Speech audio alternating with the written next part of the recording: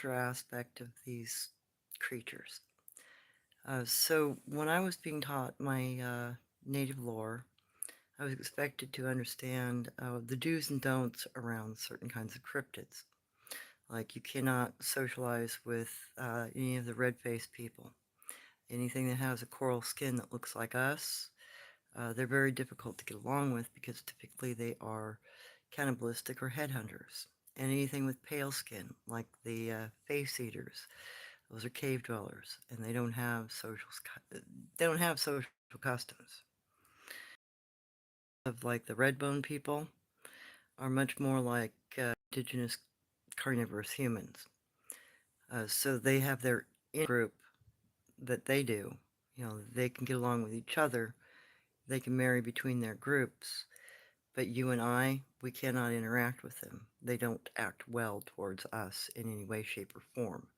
They see us as basically an enemy tribe, and that we are uh, prey. We're food. We're nothing to them.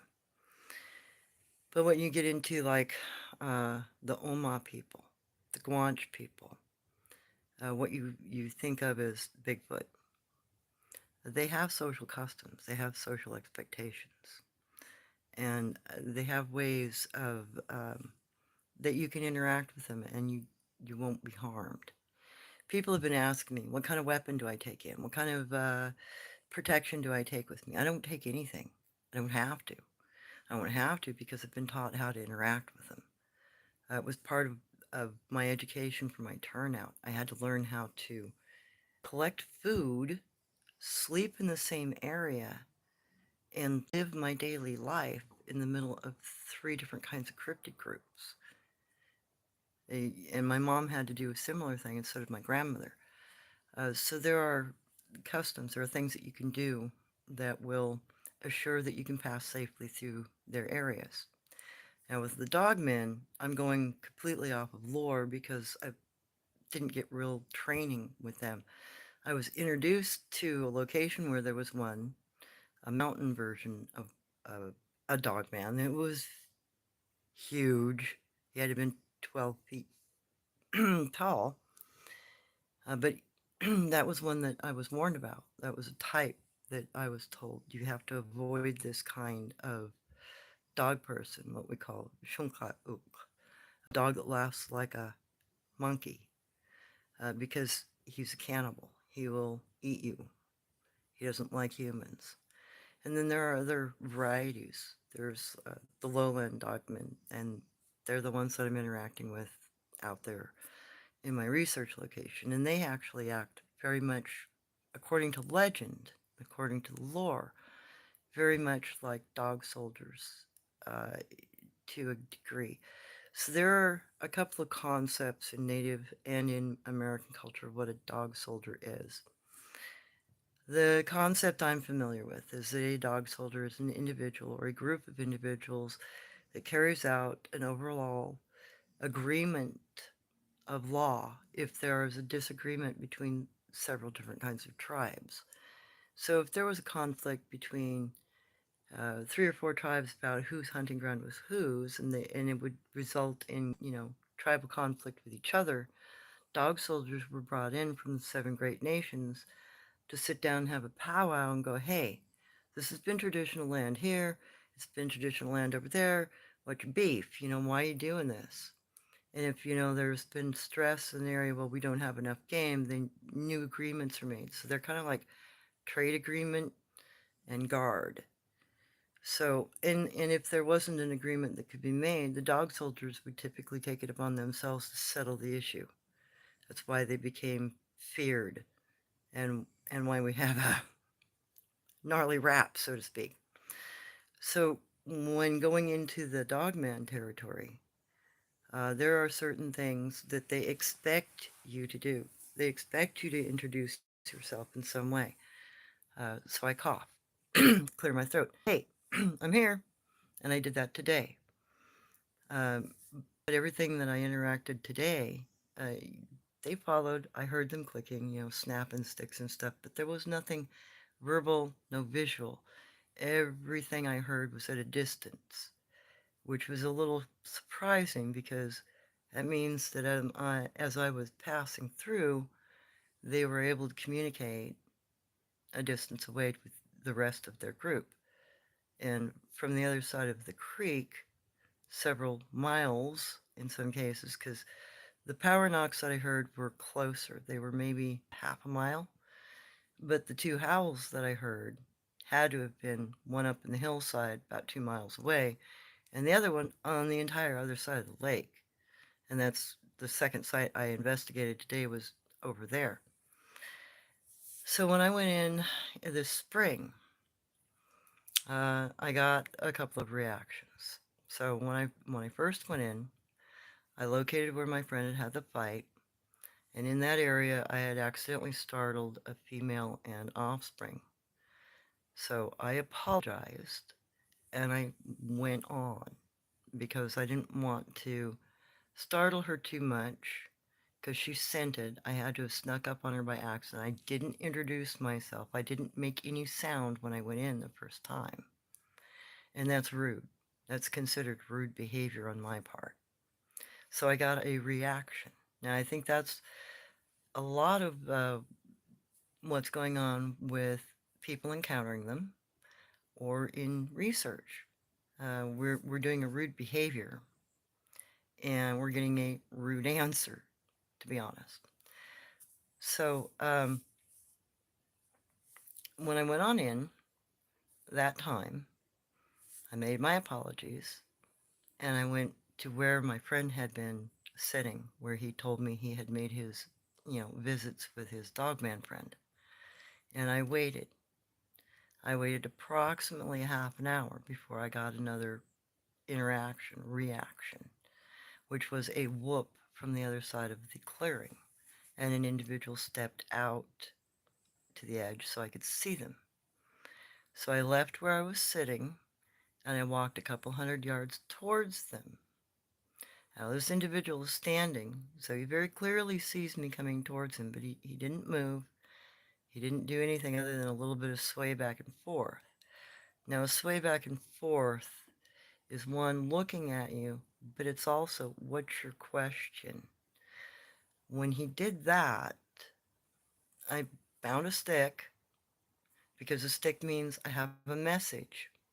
I'm going to say something. I want to say something. So I grabbed a stick. I walked a little bit further, maybe 20 yards, and I put the stick in the ground, indicating I'm going to talk here. And I let him know, hey, I'm friends with the guy that, fought your dog, man. I want to get to know that individual. I want to understand the story from his side. Is he willing to meet with me? And then I sat down and I waited. The individual didn't move. He just kept standing there. And he kind of looked like he was getting bored of me sitting on the ground. So I waved goodbye and I said, I'll come back later. You talk about it. You let me know if I can talk to this person because I want to talk to them. And I used hand symbols. I want to talk here. I want to know your memories. So this time when I went in, the new marker, the deadfall that looks funny, was between where my friend had ended the fight by clocking the dog man and where the little ring of vine maple wrapped around his wrist had been placed. And between that marker and the loop is a brand new trail that wasn't there this spring. And it's marked, don't go. It's got a stick across it saying, leave us alone. So when I went out today, I stopped at that path and I left my kanji, meaning I want to meet, and a marker saying I want to go down this path. So next time, hopefully, I won't have a bad reaction and I'll be able to introduce myself at the head of that path and I will be able to go down there and see what else has been transpiring. So the customs are very indigenous. You hold up your hand. You show that you have 5 fingers. This is to indicate that you're not the descendant of a giant. You don't have 6 fingers. Now, that's what your how Indian or Khazao means is I'm not a giant, I'm not an enemy. So those are kinds of things that they expect you to do. They expect you to interact with them as if you are an indigenous person with them, like we used to. A lot of people don't know these customs anymore. So we end up with bad reactions. And then there are, the types of individuals you can never interact with, like the red bone people. They're very, very dangerous to us because they are more or less what you'd consider enemy tribes. They don't see us as their equals, and they do not care whether we live or die. We are just an animal to them, as if, because they're cannibalistic. And a lot of them do have very headhunter-like attitudes. So let me back up real quick. I want to see if I can answer a few questions. I'm sorry, I might have to turn another light on. I think my light's too low in this area.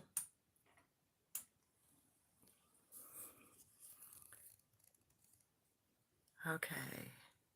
Hey, Avery. Happy July. Yeah, definitely.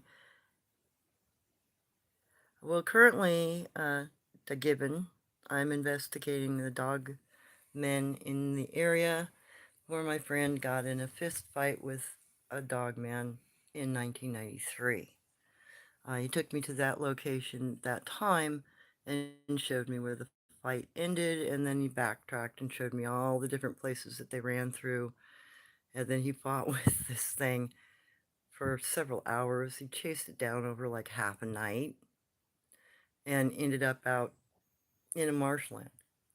So what I'm trying to do is understand their culture and understand how they move around in there, what they hunt, what they do, and how I can achieve some sort of interactions with them.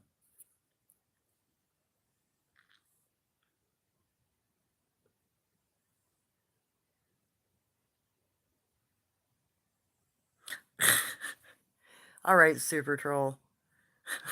How about red leather, yellow leather? Hey Ben, how you doing? Just recently read that wildlife has an average decline of about 75% since 1973. Yeah, we've we've been plummeting our wildlife through the ground since the 70s. And what my father said from the wildlife that he grew up around compared to what we had when I was a kid. For instance, he said when they first moved to this valley in, gosh, had it been about 1924, 25? He said the sky would be out for 3 days because of the geese going over. When I was a child, you'd still see thousands of them, big swaths of the sky. There was no sun coming through because of them. And now you get like what, 50 of them flying over? Maybe a strand or two? Yeah, we've had a horrible depletion of our wildlife. Okay, that's a lot of these people's protein comes from small animals and the base of the food chain. Yes, they do eat a lot of very small things. Uh, they don't take a lot of big game. A lot of them eat like little birds, rats, rodents, uh, muskrat. I've seen them take squirrels, duck. Duck is about the biggest thing they seem to take. Unless there's some sort of a festival or celebration, and then they'll take a bigger animal like a deer. But that's always very ceremonial from what I understand. And then you also have the fact that we've crowded not only them, but everything else. So it's no wonder we're beginning to see more and more of them in our own villages, as it were. And that was something that we understood as natives. We had stories from about 2,500 years ago where we'd overpopulate too much here, and when we became too too intrusive on everything, and we ended up going through like almost 200 years of war against cryptids, trying to balance the books, and we were on the losing end of that for the most part. So That that kind of lore I haven't touched on yet, but yeah, we had about a 50%, maybe a 65% reduction of our overall population because we ended up in conflict with them. We crowded them too much. And that to me there's that possibility of coming back because we're at about the same level of crowding or even more now. So it's there are more and more interactions. There are more negative interactions, like the stuff that's going on in the southern border right now, with all the Dogman, and that was started actually by conflicts with us because we were going in and shooting them out. We were killing off entire groups, and that put way too much stress on them, aggravated them, and now they're running rampant. So it's only a matter of time. It's part of the reason why I kind of started this channel. I want people to be aware. The natives have already gone through this. We already understand that there are potential problems if we push too hard, and that push back is going to be not so fun. Okay. Hi, Ben.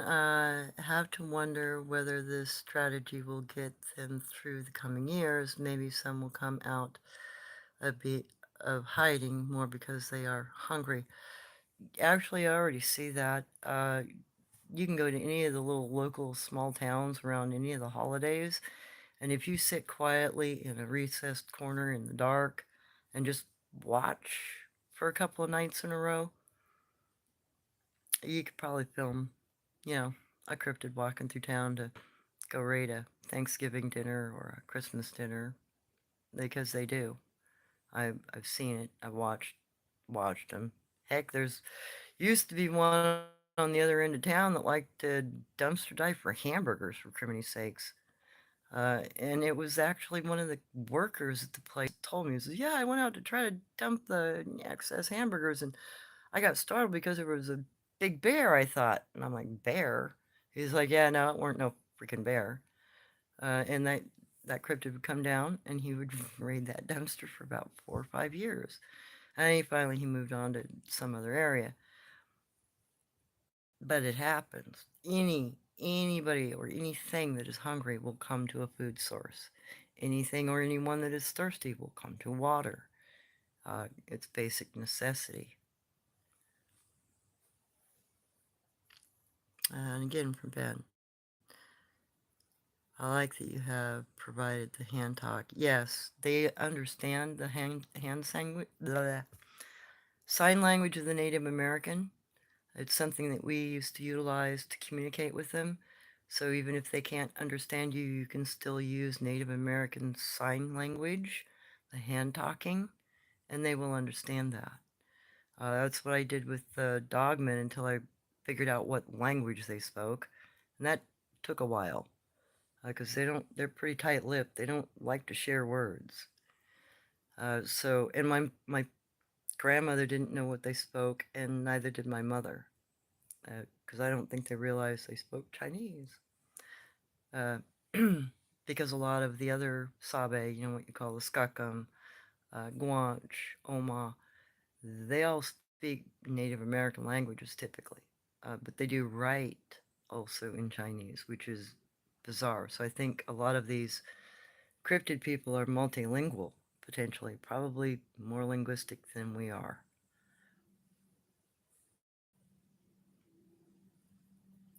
Okay, Irene, do you know if there are smaller cryptids in South America continent? Yeah, there were stories about smaller cryptids. There are also stories on the Hawaiian Islands of smaller cryptids. And they got a cryptid over there that likes to hang out in taller trees, coconut trees. But there are stories in South America of a pygmy-like creature. There's also stories of the spider sloths, the Komozots people. They're smaller statured. They're 5 foot-ish. And then you got the small people that eat you. And they look very human, but they don't act human. Well, I mean, They do act human when we lived in caves, but they don't act modern. So there's the potential that there are, quite a few still undiscovered indigenous species of cryptids or cryptid people that have survived. I know that a lot of the reason why the indigenous people were killed out so bad in America is because they were trying to exterminate the Sabe here. But from what I'm discovering after putting my channel up, there are still face eaters in the same region that my grandmother had stories of. And there are also stories coming out of South America about face eaters. I'm like, oh my God, I did not realize that any of them freaking survived. So, and I'm also learning that what I thought were extinct here, like the badgermen, there are very few badgermen here. There are still healthy populations of badgermen on the East Coast. So it's educating me to have my channel up because people are coming forward and going, yeah, I got this thing walking through my yard, or I got a picture of this kind of critter out in the woods, or this is the description of something I've run across and this is where I was, or hey, this sounds exactly like what's going on over here. And it's really enlightening me to have my channel up because I'm learning that a lot of the lore about the things that my grandmother spoke of is far more real than I previously even understood. I thought the few groups that I was taught to interact with were the ones that were left. I didn't realize that potentially there were many other species of these things still around that I thought were all gone. Okay. Hey, Adam. I think the aliens, did you see the UFO UA app hearing? There, it would explain a lot of paranormal star people, if you will.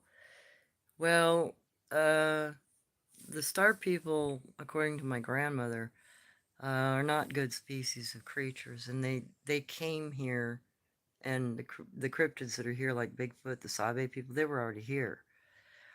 And she described the star people in two or three different kinds of waves. So there were the cloud people, the star people. And star people are, and the ant people. So the star people are basically gray aliens from her descriptions. And when she figured out that the star people from her native lore were grays, that was a little upsetting to her. And then the ant people that she described were like slightly taller versions of the grays, but they had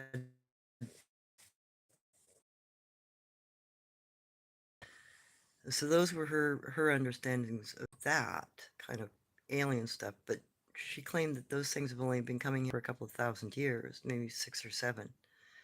And she wasn't aware of other cultures elsewhere and their interactions potentially, but here in the native cultures, it wasn't that long.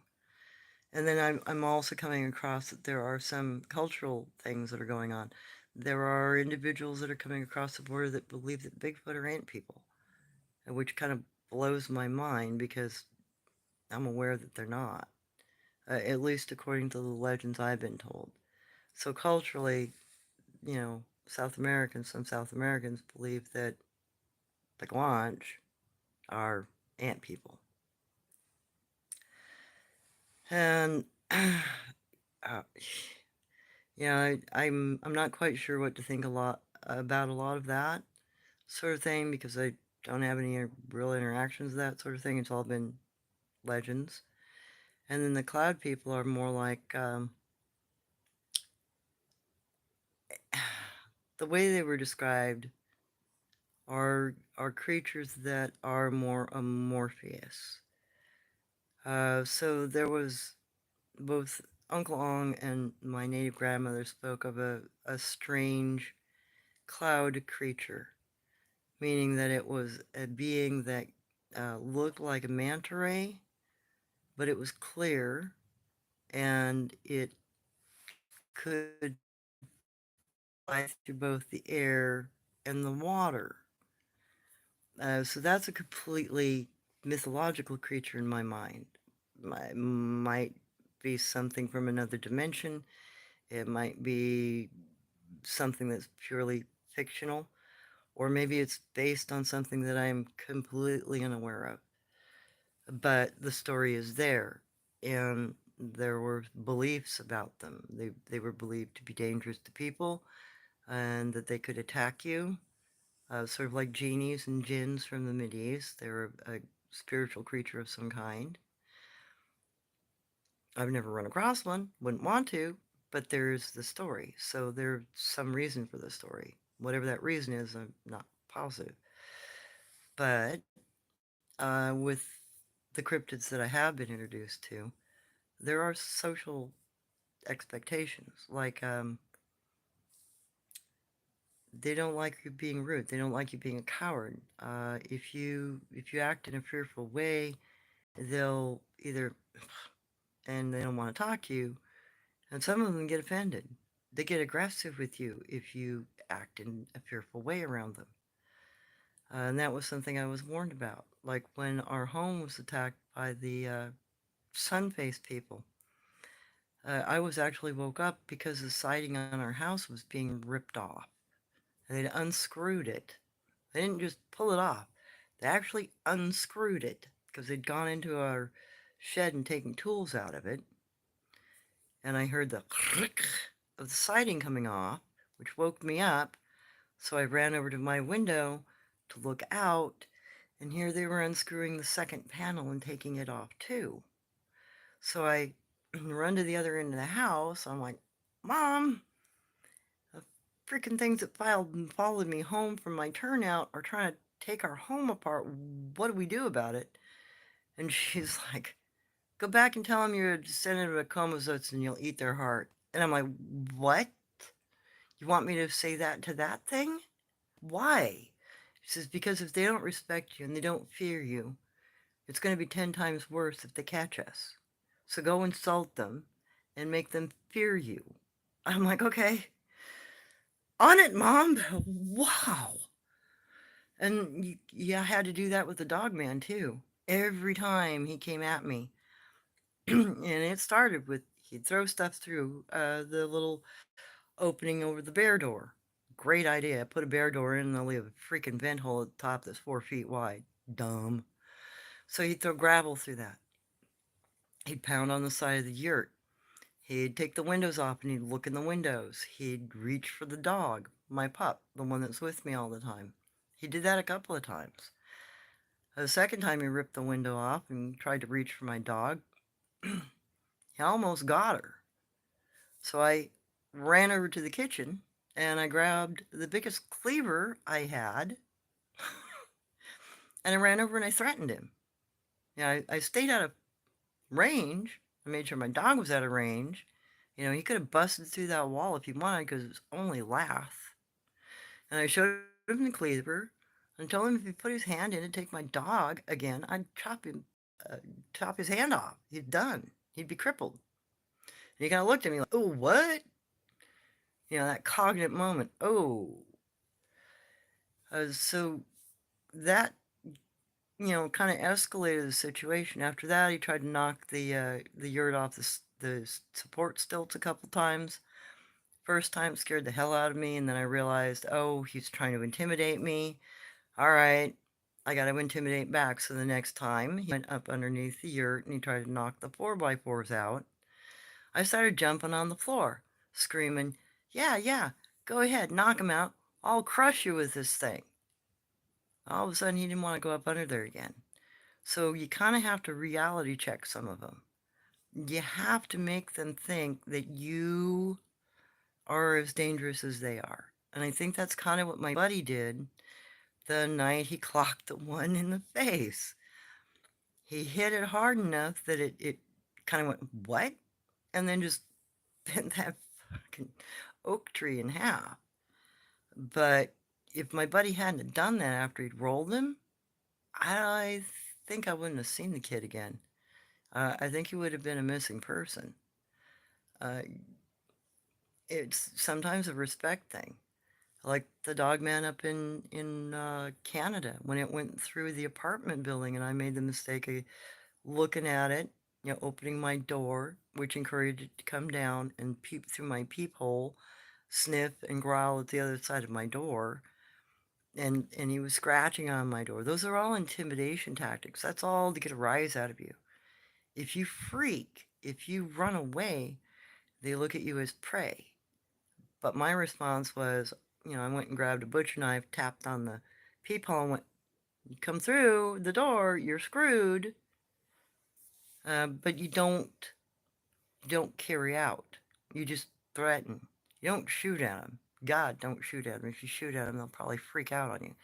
But if you are willing to stand toe to toe physically with them, they consider that an honor. They consider that you have enough oomph in you to not be afraid, that you have enough gumption that it doesn't matter what they look like. You'll still go ahead. You'll still defend yourself. And the other thing I've noticed, like to her, I had been like tracking her, finding where she was sitting on the hillsides, finding where she was eating, finding where she was digging little sword fern bulbs and stuff like that. And I've been for like a year and a half doing that. But it was her that decided she was going to lead me to her. So I'd gone down through one of the lower pathways, and all of a sudden, here I'm seeing little partial prints on the side. I'd see like a couple knuckle prints. She was always very careful. She never left prints. I'd see the side of a foot. I saw a whole print, and she led me like several hundred yards down one path, and then she cut back up and left like broken sticks, uh, you know, flip that she didn't normally leave. She was very careful with how she moved. And all of a sudden, she was making a lot of mistakes. I'm like, oh my God, I finally got her. Oh. No, she led me to her. She trekked me off a half mile back in the hillsides. And I almost walked past her because I was looking at all the fucking evidence, grounds for. And she oofed at me to get my attention. She was 10 feet away, digging fern bulbs. When I looked up, I'm like, oh, hey, how you doing? And she go, back at me, just like, hey, hi. And because I didn't have a bad reaction, at that point, after that day, she let me see her all the time. She didn't walk off. She didn't disappear underneath the bushes anymore. She just hung out. She kept doing what she was doing. And I'd walk up on her and she'd take a look at me, and that was about it. That went on for a couple of months until I found a spot where she was sitting on a regular basis. And one day I decided, oh heck, she looks like the Jin Jin. She looks like the Oma female I've been around. She hasn't made any aggressive moves towards me. And so I just crawled up the hillside 30 feet and sat down next to her. She didn't do anything. She just kind of looked at me like, oh, hey, welcome aboard. What you doing? So I do that every time I saw her after that. I just crawl up next to her and sit down. About the third time, she started laying out kanji for me to see if I understood her language. So I'd write back. And we did that for another couple of weeks. And then I finally started talking to her in the language that Jenton spoke to me and taught me, and the same language that my grandmother had learned, the odd form of Abenaki. And we would sit there. We'd sit there in the afternoon sun and we'd talk. And I did that for several years before some asshole shot her. And that was because too many people had seen me sitting there talking to her. Well, anyway. Mihaila Hatch, you should do SMR videos. I don't, ASMR videos. I don't know what those are. You have a perfect voice for ASMR. I could fall asleep to your voice. Well, thank you. I'm glad it's a relaxing voice. And Adam, so they would have to know how to use tools sounds like aliens to me. Well, we use tools. Are we aliens? And yeah, they do use tools. They use a lot of different kinds of tools, wooden tools, stone tools. And they even take your tools and use them. That was one of the complaints that my grandmother had growing up around the Yaran group. They'd come raid the barn and take the tools. They'd take the grain from the horses. They'd come into the house and they'd take what they wanted from the house. If it was the food, if it was clothing, which they usually played with, they didn't wear them. But they'd also take like stirring spoons and knives, hammers. So what would a creature that looks like a monkey need with those kinds of things unless they're either playing with them or they're using them? Well, every time they found those items, they'd been used in some way. They'd used the pick, backside of the pick hammer, the pick to pull nails with. They had used it as a digger. They didn't use it as a hammer, but they've still used it as a tool. It's just they used it in a different way, not its intended purpose. The knives they still use to cut things. The spoons they still use to stir stuff. So that's cognizant. Okay, BA, good mode, God mode. Have you ever experienced bussy? Busy? I don't understand what that means. No, everything I was taught growing up was the native lore about how my tribe and a clan dealt with the Sabe, how we interacted with them, the ways you could trade with them, the things that you could trade with them, how to interact and be polite around them, what they expected you to do, what their basic customs were so that you could be aware when you were breaking a custom, you know, when you make a mistake, what you need to do. Like, you know, you're going to have to pay a fee if you screw up in their area too bad. They'll fine you and you'll have to pay a fee. If you mess up really bad and you kill one, they'll kill you because that's their law. They understand manslaughter, and they understand that we understand manslaughter. But culturally, that information's been nipped. People don't understand that that's the level of their reality. They think very much like we do. And part of the reason why I'm presenting my family's lore is to kind of break up the mythology a little bit and get people to question what they're really seeing out there and what the interactions are. And as far as their kana and kanji, their words that they lay out on the ground, you can actually copy those down on paper and use Google Lens, and you can translate about 70% of them into words. And if the angle that you're working on doesn't work, just flip it 90 degrees, try again. Some of their kana and kanji are translatable in all four directions. So, you know, you can satisfy your own curiosity whether or not they're giving you language. That's part of the reason why I've been introducing you to things like the little words and the symbols associated with them, so you can begin to understand that those are actually linguistic participles and pieces of language and portions of words and or words themselves or concepts as a whole. So, like the word go. If you hear a Bigfoot or a cryptid or anything telling you go, doesn't mean go away.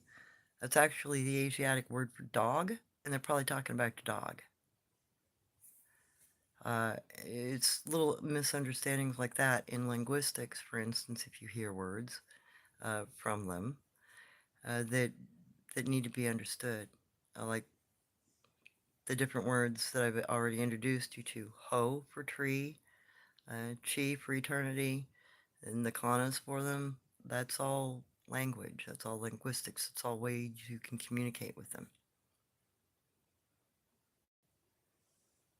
Oh yeah, no worries. What was the fuzzy Yeah, I still don't understand that busy buzzy. So when when I was being told stories by Uncle Ong, one of the things that he said was the greatest invention that human beings ever made was a doorbell.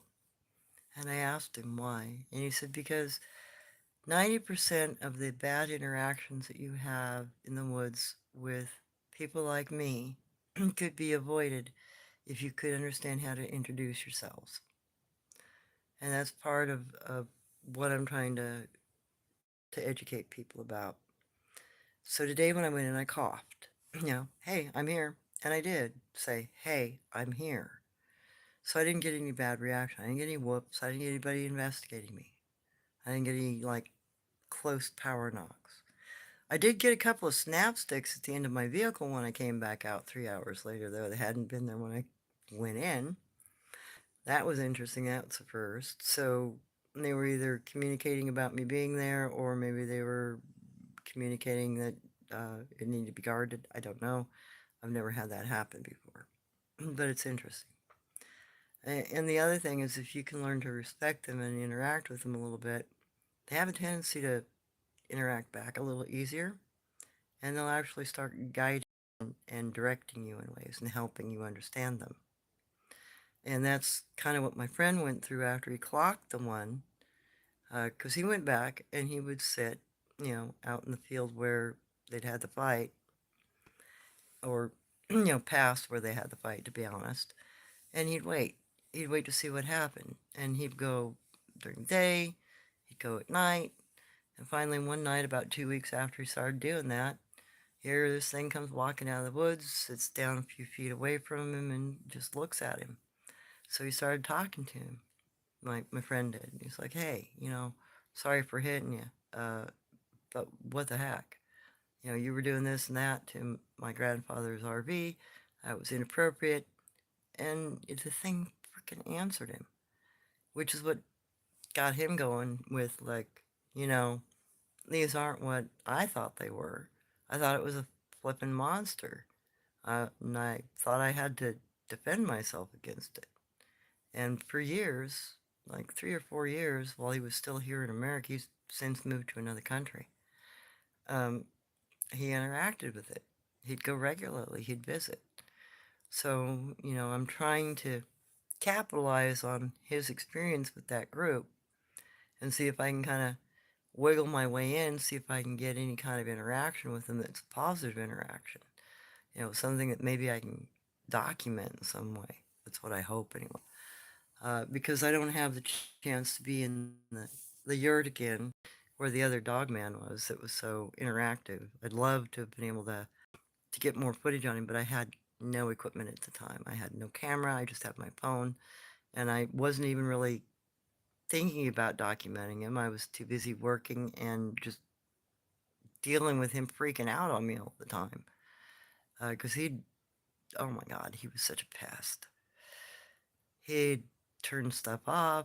He turned my power off one night. He got in the barn down below and he threw the breaker a couple of times. That was a real pain. Walked down to the barn a quarter mile to go turn a breaker back on with a fucking flashlight and him growling at me in the freaking woods just to see if I'd do it, I guess. Bastard. And, I'd be cooking dinner, and because I had a propane gas stove, he'd turn that knob off, so I'd have to go outside. And he'd be standing in the brush line. He'd be standing like 30 feet away looking at me like, ha ha ha, made you come outside. Heck, when I go out and try to use the outhouse, he'd try to open the dang door. Then I finally realized he was using the outhouse. So, um, that was a shocker to me. And he also had a habit of sitting right outside the other side of my, n- you know, fireplace, because there was a little internal fireplace that had an external stovepipe. It was nice and warm in that corner. And I had put up a partition wall, a tarp to keep my wood dry underneath my porch. And the, chimney was right on the other side of that tarp. Half the time when I would go out and pick up wood to stoke my fire with, he'd either growl at me or slap the tarp and scare the living bejesus out of me. So I just got back. I just got to the point where I wouldn't take it anymore. So I'd slap it back. I'd slap the tarp. I'd growl back, "Hey, you're being an asshole. Knock it off." And then after a while, he stopped doing that sort of thing. He just relaxed finally. Like I'd finally proven to him enough that I wasn't going to freak out. I wasn't going to run away. I wasn't going to hurt him. And I started sneaking up on him during the day, wherever he'd sleep during the day, because he'd dog nap during the afternoon. I'd go sneak up on him and sit next to him. Every once in a while, he'd almost rouse, and that'd be out the time. I'm like, I better get out of here. So I know he had to realize I was sitting there. He could have either smelt me or seen where I'd been sitting. And so it was after, me being that close to him and not bothering him, and then him not getting a real rise out of me, I just go out and deal with it. Turn the freaking electricity back on, or turn my, propane back on, or whatever I needed to do. You know, I it I wouldn't let him get get to me. And after, 5 months of doing that, I finally broke him down enough that he introduced me to the rest of his family one night. So one night I go out because he took my window off, but that was the night he chuckled at me. He kind of giggled almost. And I'm like, that's really peculiar. I've never heard that sound out of him. So I went out to put my window back on, and it was a chilly night, but it wasn't, raining or anything. And he's leaning against a tree and, just looking like a fucking cheeky bastard. And then he kind of makes a gesture, down to the creek bed, because where my yurt sat was a hillside, and then there was a little stream right below me, maybe 40 feet. And the first time I look, I hear a knock. So I answer, I knock, and, "Oh, hey, how you doing? Pleased to meet you." Because if you ignore one of them communicating with you, it's considered rude. They will consider that you don't want anything to do with them, that you've shunned them for some reason, and that might hurt their feelings, might make them angry. So you'll either get them shunning you back, or they will uh, get aggressive with you sometimes. Like I had one that I accidentally did that to up on the res in Washington, and he went into where I had my stuff stored and took it all out the barn and threw it out the door in one night. That was fun. So sometimes you have to deal with their childlike behavior. But, 11 other individuals were down in that gully, and they all made sounds. They all interacted, and I interacted back. And then after that, all of a sudden, he was far more buddy-buddy. He stopped throwing stuff. He stopped turning my power off. He stopped turning my propane off. He started becoming more guarded against the bear. Like he would usher the bear out of the area. Because there were three bear up there. There was a boar, a sow, and a juvenile, probably a 2-year-old, pretty good sized. They were black bear, and the boar was really a nasty. He was he'd come down and he'd rip the garden up, and he finally got to a point where he was ripping up apple trees, like the whole flipping apple tree would come down. And we'd try to get tags for him, couldn't get tags because it was family group. And, he was getting too close. The big boar was getting too close to the houses along that area. And there weren't many houses there, but the 6 of us neighbors were a little concerned when the things, ripping up apple trees right next to your back door. And most of the people in that area were older. They were retired, or they were people that were working and worked nights and came home at night. So you don't want a bear around your house in the middle of the night. So I finally asked the dog man, "Hey, if you are a friend, why don't you take this fucking bear out? Because we can't get a tag for it." 2 nights later, he killed it. Scared the living hell out of me, because he took it out like 200 feet from my back door. And I heard the whole thing, and duh, I went and took a look at the evidence on the hillside the following day. It was a mess. You know, the whole footprint, and then them digging into the ground, a little bit of blood splatter, probably from the flipping bear because the way it looked, you know, it looked like a strike of some kind, and just how much pressure was put on the ground in that area. Well, the tracks from both of them were 6, 8 inches in the ground. So, and I was only sinking maybe 2 inches in the ground. So that was some pretty heavy weight going on, and they were about equal weight. I think the bear was slightly heavier than Dogman, actually, but he still managed to kill it and carry it off. So all of a sudden, you know, something that had bugged me for 5 months did that. Protected an entire area just because I'm like, hey, we can't take this thing out. We think it's dangerous. If you think it's dangerous, deal with it, because we can't. And he did. So what kind of a relationship does that build? And, you know, he had to understand what I was saying in order to do that. You know, it could have been completely random chance, but that, you know, it doesn't make sense with the circumstance that was there. If I do some, well, because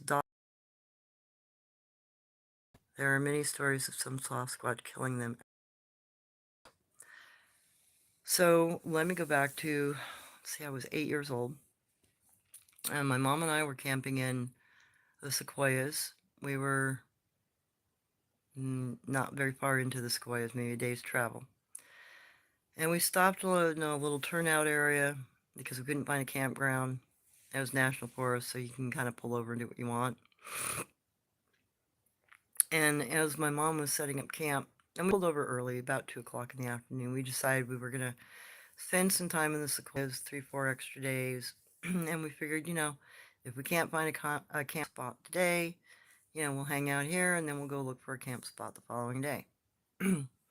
So we pull over, and we're right next to the roadway in a stream that wasn't more than maybe 20 feet across and about 20 inches deep, and, you know, a little bridge over the creek.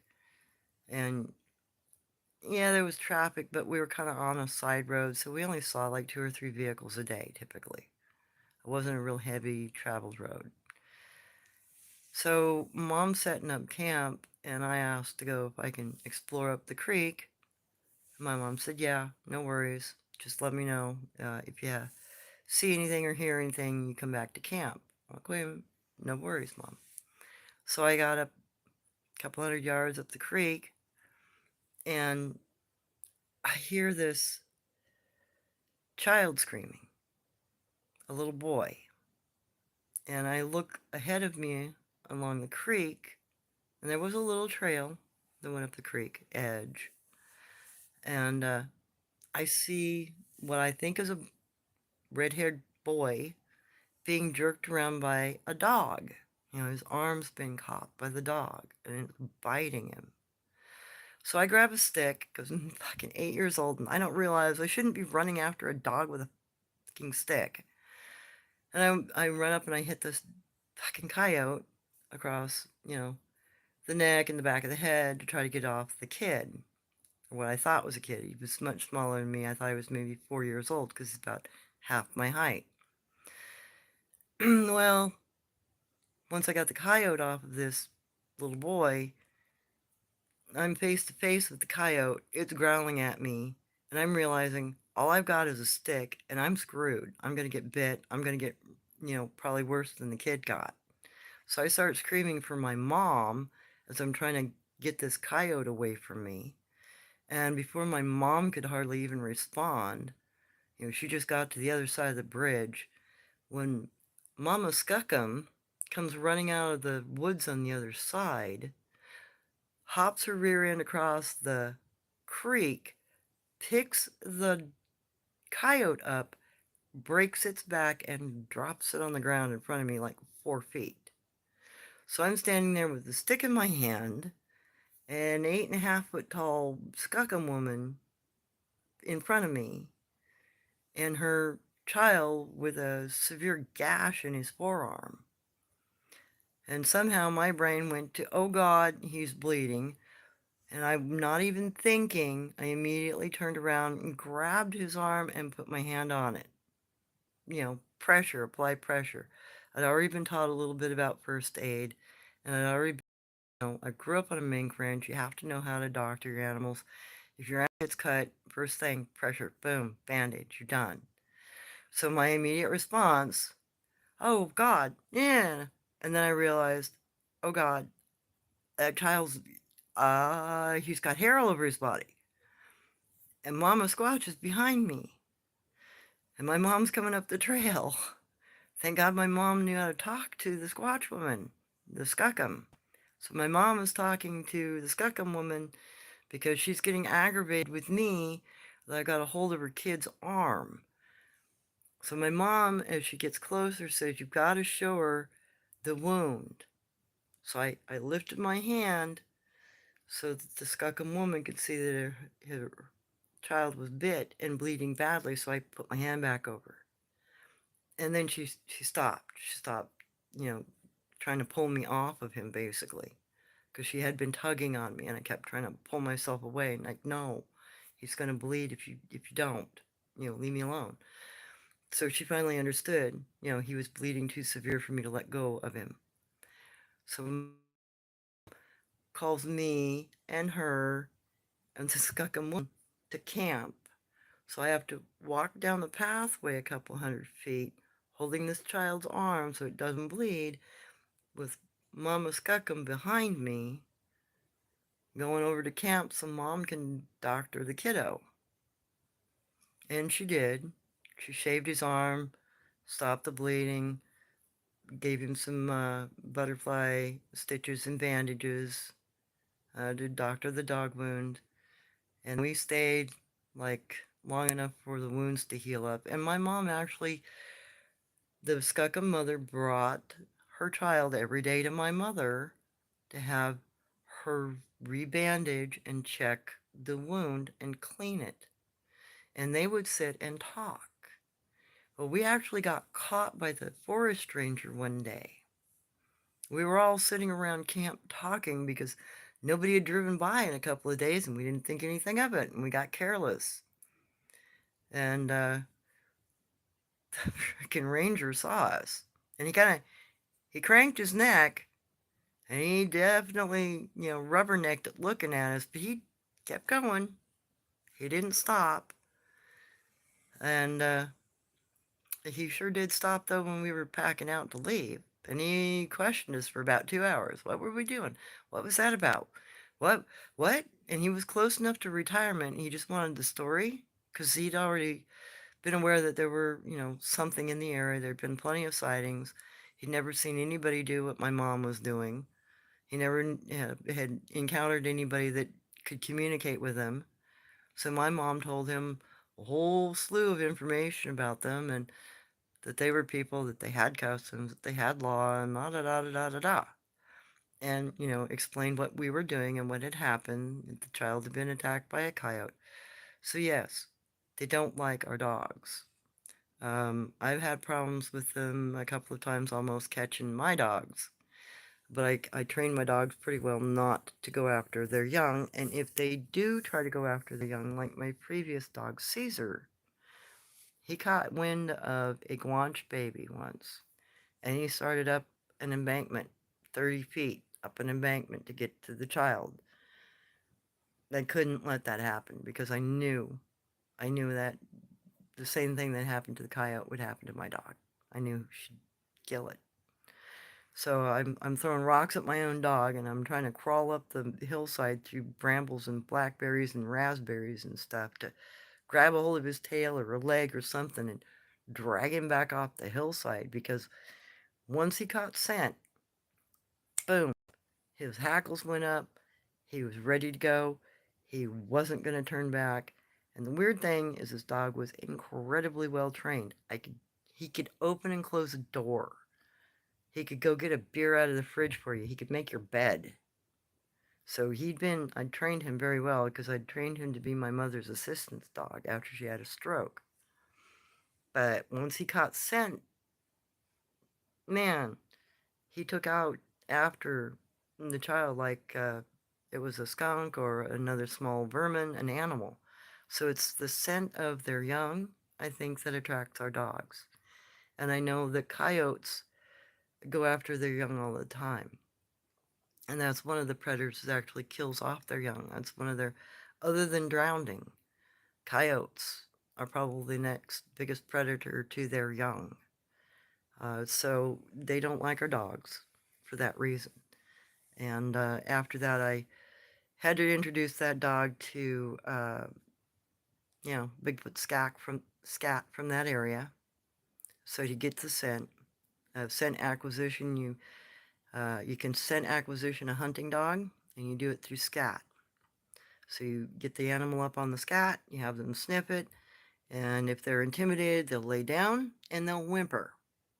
They'll usually hunting dogs the first time you introduce them to like bear scat or cougar scat, they'll right the heck down and they'll start whimpering and whining.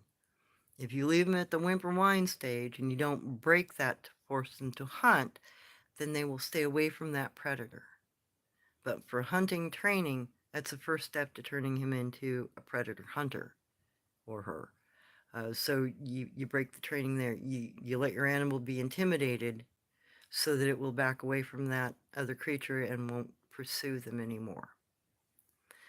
So that's what I had to do with that dog because he got too aggressive. So I had to kind of introduce him to reality and then not, take the training further.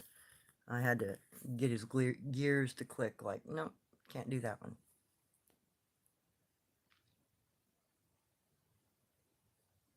Okay. I'm glad people are introducing themselves and getting to know each other. And it's been very educational for me to have some of the feedback that I've had from people, especially individuals that have, you know, let me know about things in their area, uh, bed systems or other cryptids or cryptids I thought that were extinct or areas that are having violence. And, that, helps me understand that my mythologies are more accurate than I realized. Because a lot of the things that I'm being told are very similar to the stories that I've been told when I was a child. Particular regions have particular things, and these are how they act. And so it's confirming some stuff for me. I appreciate that. I really do. Yes, and I know it's a lot of information that I'm trying to push at you guys, but I want you to understand that there are ways of communicating with them. And yeah, I can go out, I can show you, tracks, I can show you the kinds of things that every other researcher finds. Um, but my goal is to figure out how to get these things to communicate with us. Because if I can figure that out, then that's a game changer. You can no longer deny that there's something there if you can communicate with it. And if you can do that reliably and accurately every time in a replicatable way, then that's something that's translatable to other individuals. They can go out and prove it to themselves at that point, and then you can actually build a body of communication evidence, interaction evidence, and that's much harder to deny because it's not just kind of like third party. Oh, I got a picture. I got I got those. I mean, all the pictures I'm putting up are mine. I haven't taken any of the pictures offline. The pictures of the Ishka, the Dogman, the guy up the tree with the mask, those are all pictures from this valley. They're all creatures here that I've taken pictures of. So it's not, once you understand where they are and how they act and what they do, you can usually find them. It might take you a while. Some of these individuals don't like to be found, but you can, if you crawl around in their territories enough and you get bothersome enough, you can figure out where, maybe one or two of them sit. At which point, if they sit there consistently during a particular time of day, you go get a picture. They're always going to be sitting there. They've got their favorite spots just like we have our favorite spot on the couch. And some of them like to people watch. The old Oma woman, uh, she liked to people watch. And the funny thing was, is she'd sit up an oak tree. There was an oak tree along a roadway, of all things, that she'd sit up in the top of, and she'd watch people as they went by. All you had to do to see her was look up. And, I'd been told that by several individuals in this area, and I didn't believe them until they took me up there, and they're like, look, she's right there. I'm like, okay, now I believe you, because she is right there. And that's what got me tracking her, because local people in the area went, I know where one is. Hey, let me show her to you. Just like the Dogman out in this western area of town.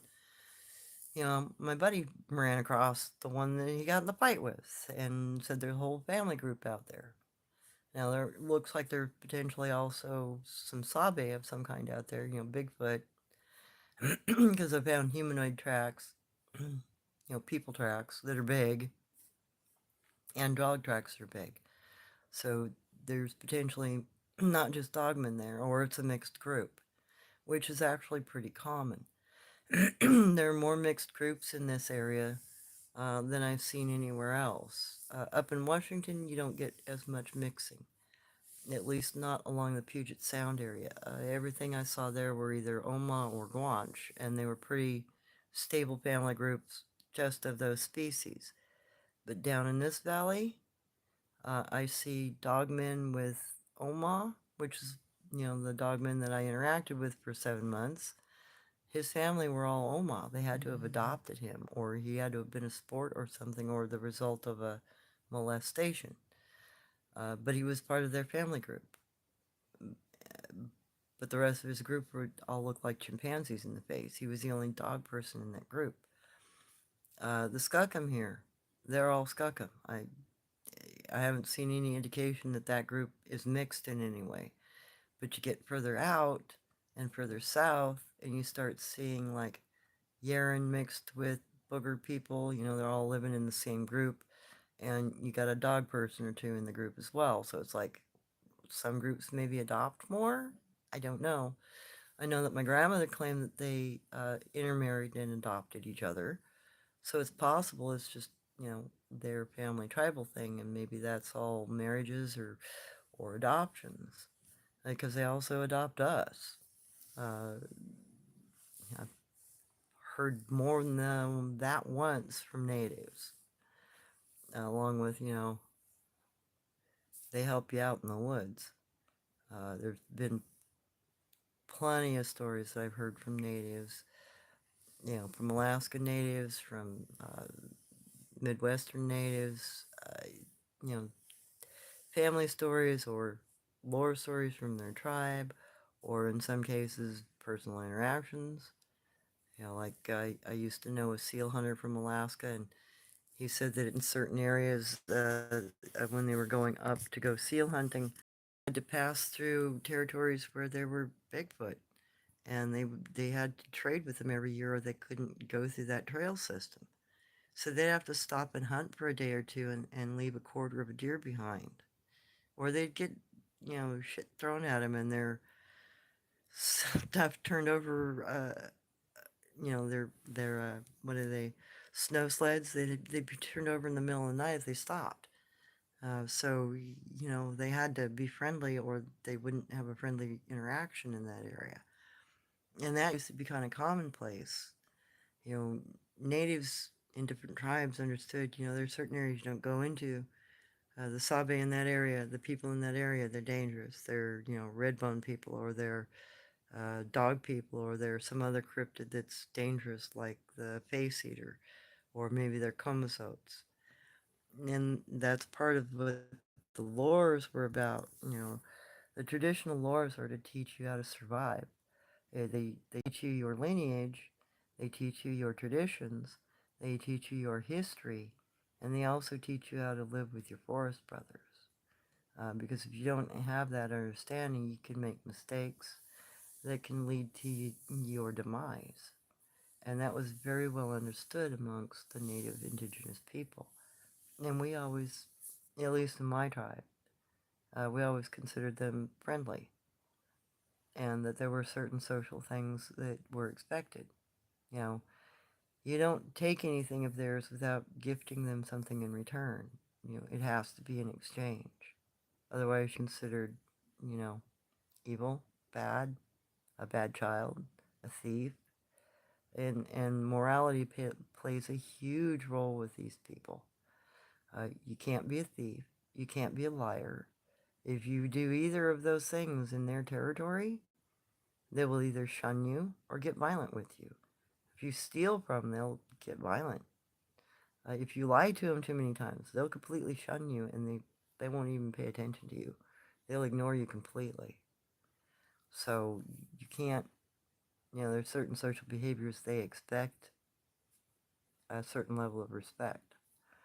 And that's, you know, when the Native Americans' legends and lores were eliminated due to mass, you know, genocide of our people, a lot of this information got lost with those people that were killed, you know, by starvation, disease, or war.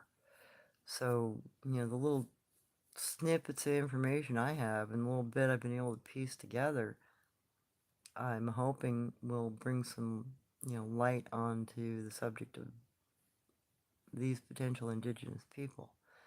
Because, you know, the research that has been done, the DNA tests that have been run on samples, always pop up human. And they always get tossed out the back door. Oh, no, no, it's got to be a tainted test. Well, you know, you do 100 of those and they're all tainted tests. There's a clue there that the test isn't tainted. You know, the test is accurate. It's just your mindset can't handle the fact that this big 10-foot tall hairy thing happens to be a human being. And I think that's where we don't do ourselves justice when we're doing research, because a lot of us have the concept that they're monkeys or that they're dogs or that they are, you know, what they look like. But I think that attitude is actually probably what gets us in trouble, because, you know, I've never had anything other than the Dogman, and he wasn't really seriously aggressive. I mean, yeah, he was trying to scare me, but the tissue paper walls is something he could have just gone and cut right through, and he didn't. So it was a game of intimidation. And the other things that, you know, I've encountered, other than the red bone people, which, you know, I'm not going to mess with them because there are too many stories that say they're cannibalistic. So no, I'm not going to play that game. I don't want to get eaten for dinner. Yeah, so I don't even bother researching them. I do know where there are some, and you know, if I had a drone, I might do some flyovers that way. But there's no way in hell I'm going to walk down in those areas. I've already had enough interactions to suggest I wouldn't walk back out. And that's the other thing, you know, knowing what's in an area that's actually dangerous to us is something I think we as a society should be informed of. Like, you know, if there are still face eaters around, I really want to know if they're in the cave in my park system. Because if that's the case, I'm neither going to that cave or into that area of that park, for instance. Or if they're out in my national forests. And, you know, people never come back out of the area because they all get beheaded. Well, I'd like a signpost there to say, hey, this thing lives there. Don't disturb it. And you know, I think that's something that might help us all out. It might resolve some of the missing 411 issues if we understood what cryptid was where, how they acted, why they act that way, and which ones are cannibalistic dangerous to us. You don't have to go in and kill them out. Just warn the fucking public about them. Pardon my French, but we warned each other in our tribal systems. We found giants over here in this cave. Don't go there. If they come out, we're gonna have to kill them. Don't go to this cave system. There are face eaters there. They'll eat you. Hey, don't try to trade with people over here. The sun-faced people. They'll hold you captive and they'll eat you. We knew that sort of thing. We understood those dangers in our culture. Today we don't. Today everything has gotten so mixed up and so muddled with myth, people can't sort it out. And that's actually probably more dangerous than going out and researching them. Uh, because, like I said, I've, for the most part, never had much of a negative attitude from any of them. I've gotten stuff thrown at me. I've gotten stuff thrown at my dog. The Dogman and his thing, that was the biggest woohoo, other than the gugway on the property when I was a kid. Uh, Typically, you can walk away. You just have to know how to mind your manners and not accelerate. Don't escalate the situation. Don't do that because they will go the next step. Like my buddy found out when you know the RV he was staying in to protect got almost rocked off of its you know stands by a dog person. Then he went out and tried to chase it down for 4 hours out of a night, and finally did. And popped it in the jaw.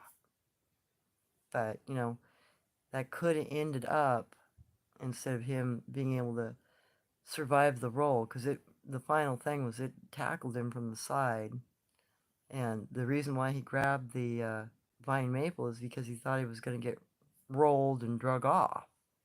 So he grabbed the vine maple, which twisted around his forearm as he rolled. He hung on to that, and once the dog man got off of him, he stood up as quickly as he could and hooked it. And I think that if he had not had that vine maple to hang on to, he probably would have been drug off, and when I probably wouldn't have seen him again. And with the fact that he actually hit it, which I'm pretty sure it didn't expect, because from what he described is it not only shook its head like he'd actually caught it in the temple and concussioned it a little bit, and mind you, the man could hit steel and leave knuckle prints and not break his fist. So I'm pretty sure he rung its bell. And I think that interaction from him towards the dogman is what made it stop. I don't think it expected him to hit it. Because he said it just kind of shook its head and it looked at him and it cocked its head to the side. And they stood there for about 30 seconds before it kind of made the decision, and it just reached over at our, shoulder height and just pop bent that freaking oak over with its freaking hand like nothing. And I know that Jen, when she was moving the railroad ties on the back side of our freezer unit, and they're 10 by 10 ties, and I think the ones that we had were for trestles, so they're 200 pounds apiece, and they were stacked 10 high, and second one up from the bottom's where she started, and she just moved it over like she was pushing a door out of the way, with just her fingers, like, oh wow, that's in the way. So if they've got that kind of strength, what it did to him was nothing. It had to have been playing with him, uh, teasing him, toying with him. Because it could, I mean, if it bent that 8-inch freaking oak tree over with one hand, it could have just popped his top off or, pulled him apart. But it never made that choice. And that, again, also tells me it understands its strength. Because if it could hit a human and not break him and roll him over, then he wasn't trying to kill him. Because something that large and that strong has to hit like a Mack truck. And if it was actually wanting to hurt him, it would have. And that's the other reason why I don't bother to carry anything with me weapon-wise. There's nothing I can do. If one of these things comes after me, yeah, a gun ain't is not going to stop it. A knife isn't going to stop it unless I gut it or take a jugular. So, I just mind my manners. And I don't go into areas where I know that incredibly dangerous cryptids are. I stay out of those areas.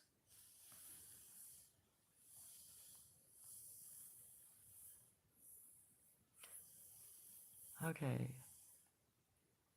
Yes, Irene. This is a very different perspective. Yeah, no, the other channels, they're all about chasing down the monkey people. And they're all, yeah, disrespectful and fearful of the unknown. And I don't do that. I, I've learned not to. And I was always taught not to. You know, everything I was always taught about them is they're just another form of indigenous people that look different than us. And, over the years, I've been repeatedly proving that to myself. I've gone into some really stupid situations. I mean, I walked into an area where a pair of watch, male and female mated pair, were having their afternoon cuddle, and I stepped into the middle of that. And they were literally just 10 feet to either side of me. And I stepped in, I could see them in my periphery, and I'm like, oh God, I am in the wrong place. I am so screwed. I need to get the hell out of here. So that was one of the instances where I apologized. I'm like, I'm sorry, I didn't realize. I was gonna have my lunch here. And I just backed out, took my dog with me, and I went to another area to have my lunch. But then uh, that pair actually gifted me a tool uh, about a month later. I went back in, and they'd had a deer celebration where they had roasted a deer, and they had left a horn rattle, meaning that the deer that they killed was a buck. At least that's what I thought. And I found out later the particular tool was probably quite ancient because it had crystallization on it. So it had crystals growing on it. Means it's about 80,000-year-old tool. And what it is a root of a horn off of a deer or elk, potentially, but I think it's deer because it's about the right size for it. And it's called a blood rattle. So what happens if you cook the animal whole with the horns on, the horn blood will coagulate at the base near the skull. And as the bone cooks, the blood inside coagulates, hardens, and becomes like a little pea-sized gravel, and it becomes a rattle.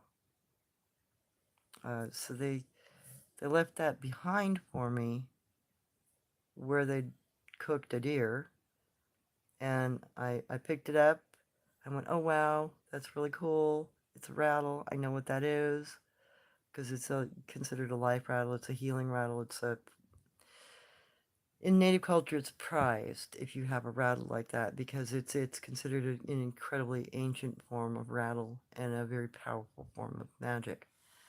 And when I found it, I asked, is this for me? And yeah, they answered that it was for me. And I asked if it was because, I knew they could kill me or eat me or have done anything they wanted to me the day I walked in between them. And I got the answer, well, yeah, mm-hmm. And I said, so you're giving this to me because I respected you? And mm-hmm. So I took the rattle. And that was the second rattle I've been given by a Sabe person. The first one was the emaciated female that I fed for a week with my mom. We stayed and gave her food and made sure she was okay for the time that we were there, at least.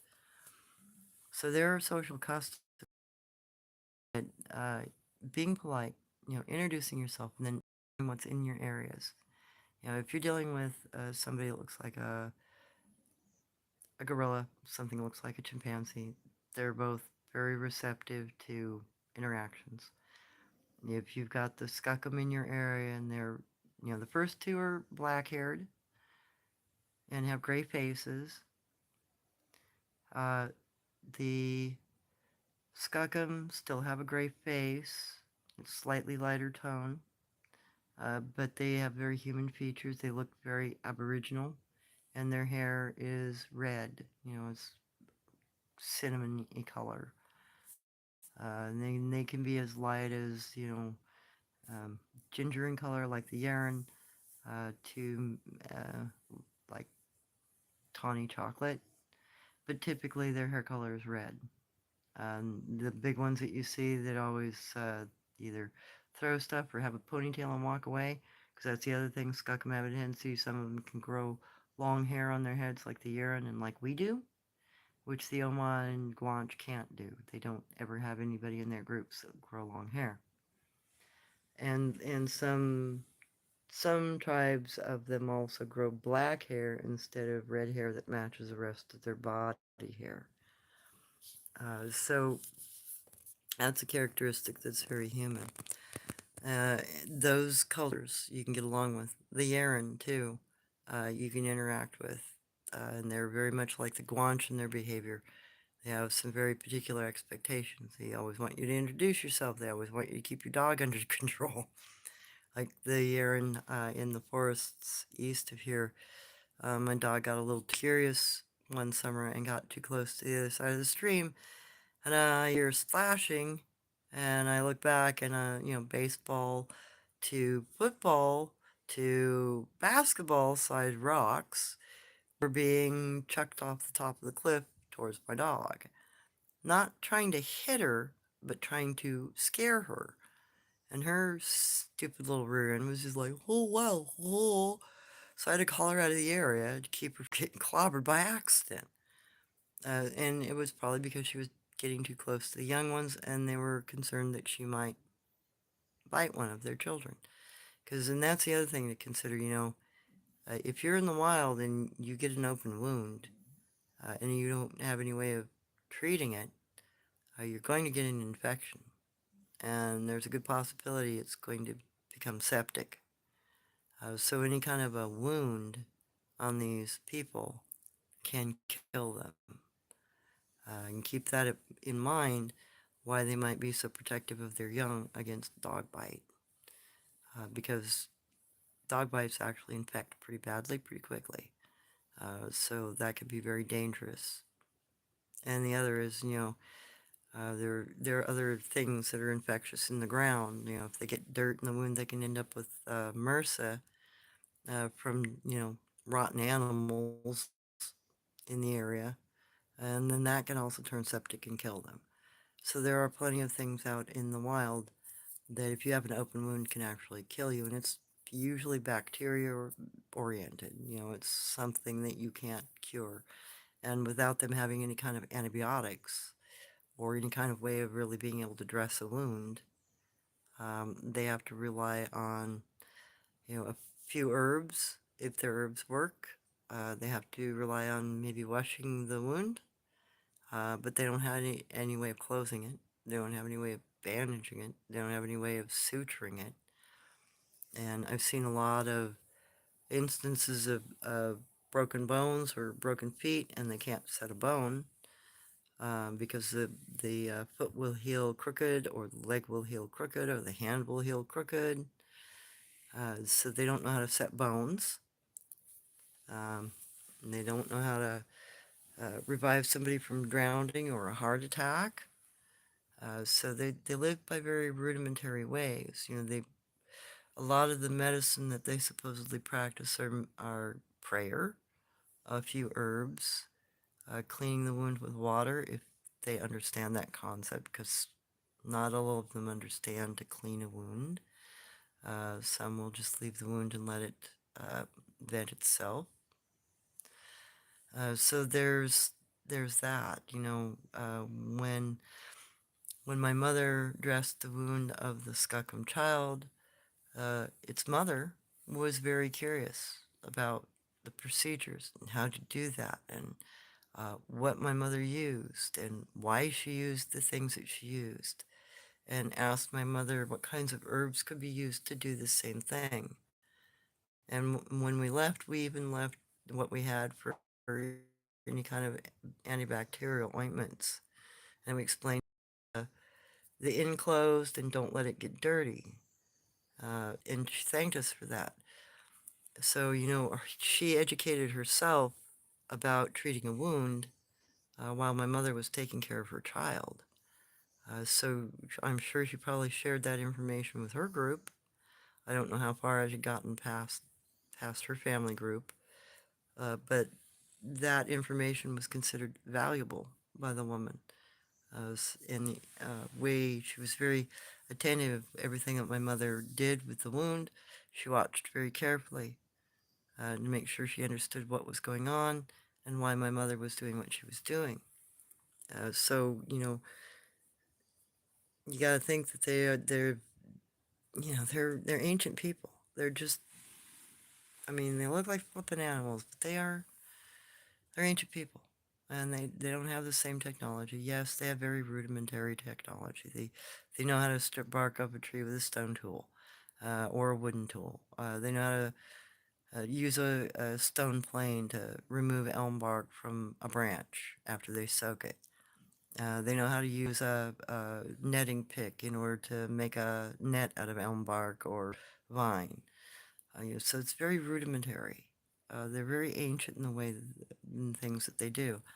I mean, they can make a rudimentary clay pot or a rudimentary style cooking spot where, native hole in the ground, but they don't go much past that.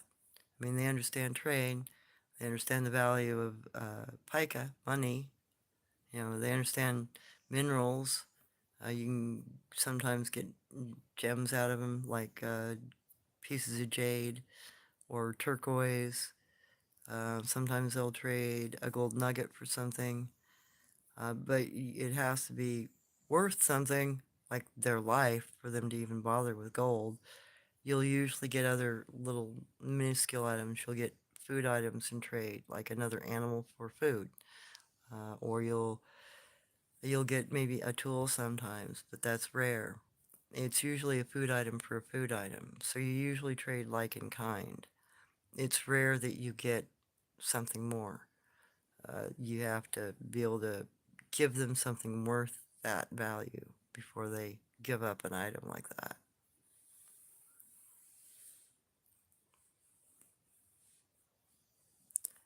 Uh,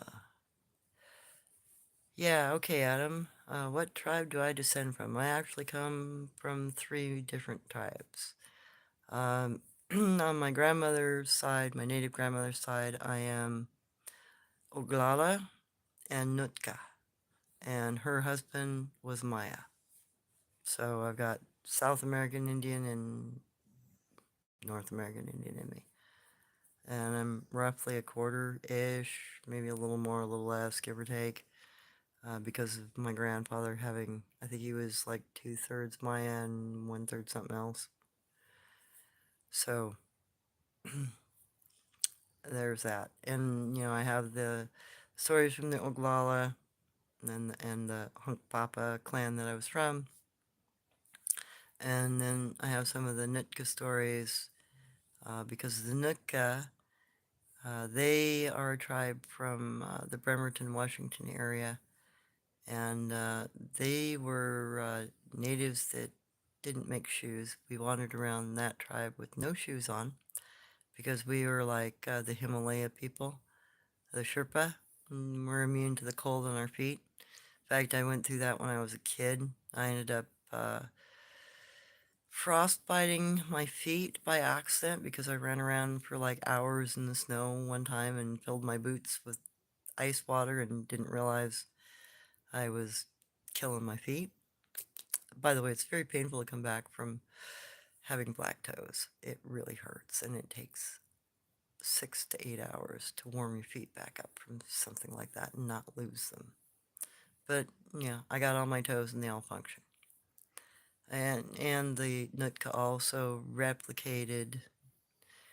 They wore hats to replicate the Bigfoot in the area to make ourselves look like we had a domed head, and the rain covering that we made out of elm bark typically or reed, we would make to look like we were Bigfoot sitting in the woods because there were so many of them in the area of our tribe that if we didn't attempt to blend in, uh, we would have problems. So the Nootka culture took up dressing like Skookum, like Bigfoot of the area, to replicate the behavior so that when we were out foraging, we could do it in peace and not be disturbed. And then the Oglala, they have a different attitude about it. They're forest brothers with the Oglala, the Sioux Indians, all those central, northern tribes, they all saw the Sabe as forest brothers, and that they were people, and that you could interact with them, that you could trade with them, that you could hunt with them, and we had agreements with them for hunting and passing through their territories, and we learned what their expectations were. How do we run a messenger to one? Well, you grab a stick and you go talk to them, because you're saying, "Hey, I need to talk to you when you got a stick." And how do you pass safely? Well, if you need to make an agreement, we would go, hey, how much is the fee? Do you want half a deer or a quarter deer, or what do you want? What do you need? Or are you hunting with us? If you're hunting with us and you're protecting us, little hairless humans from things like cougar and bear attack, well, how much do you want payment for that service? You want half the catch? You want a quarter of the buffalo? Okay. So, there was that sort of thing going on before Caucasians, before settlers moved across, you know, to, West Coast. That was kind of commonplace in certain areas. And then the Maya, they had their own cryptids. They have the Comosotes down there, the bat people. They also have a lot more of the spider sloth people down south. They do have still a few of the other critters like, Dogman and Bigfoot, whatever variety of them. But by and large, they have different kinds of cryptids. They got face eaters down there too. So each region kind of had their own thing going on, and we would share stories about them.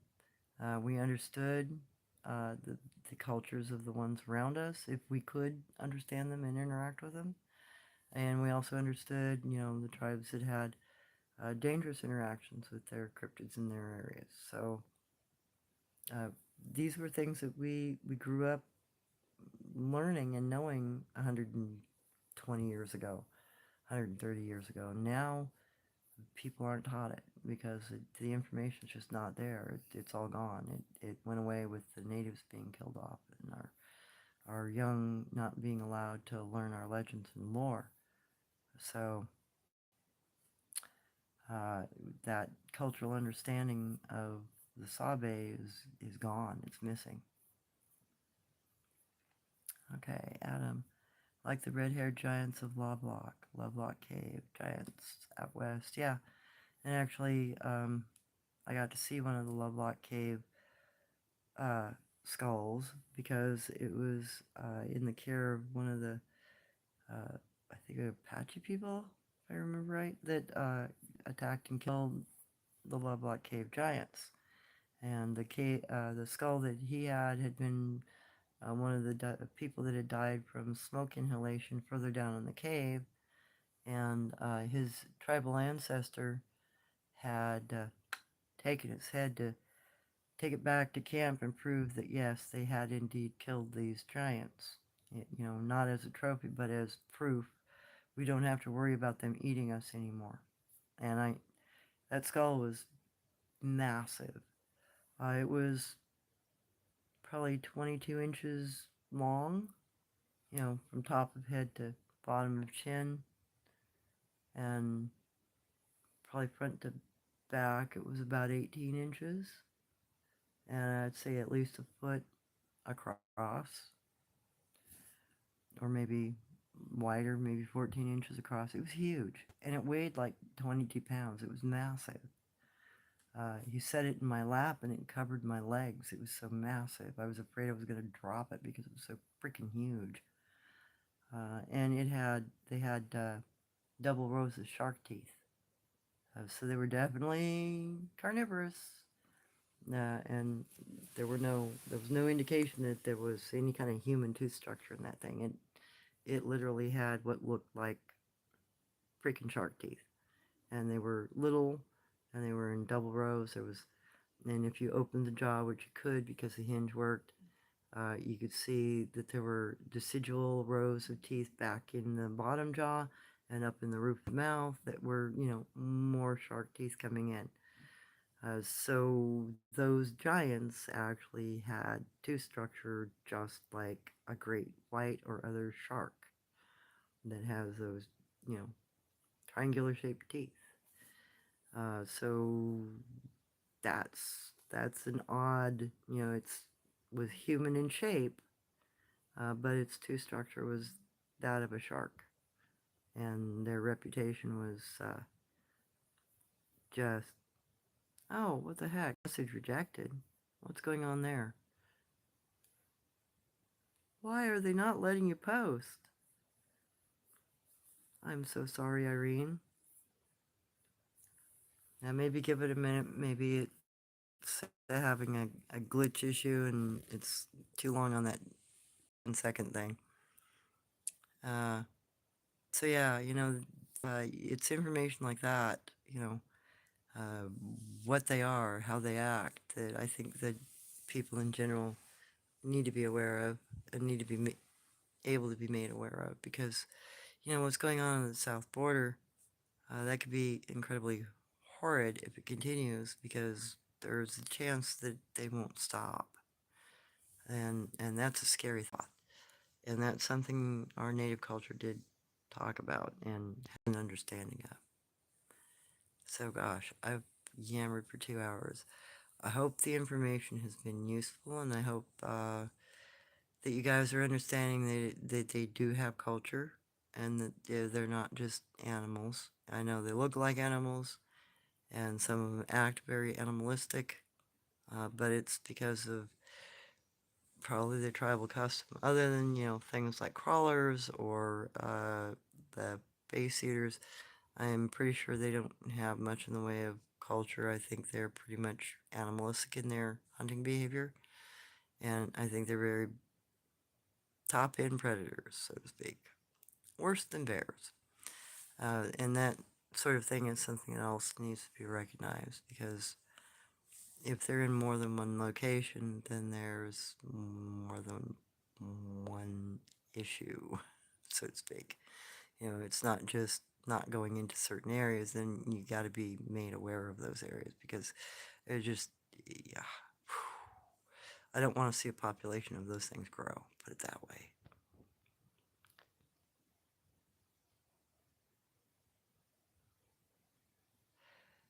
Oh, good question, Irene. Do you know if the Gigantopithecus is just an extinct primate, or is it related to Sabe? To be honest, I don't know if it's related to the Sabe or not. I do know that it is an extinct primate, and that it didn't. It's too big, actually. But there are some that still are too big. I really don't know. But I think it's a primate, but I don't know. I don't have any stories about them that indicated that they had language. I mean, Uncle Ong knew about them, and he called them, what did he say? He said they were giant orangutans, kind of. Um, but, that doesn't mean anything. It just means that's all he knew.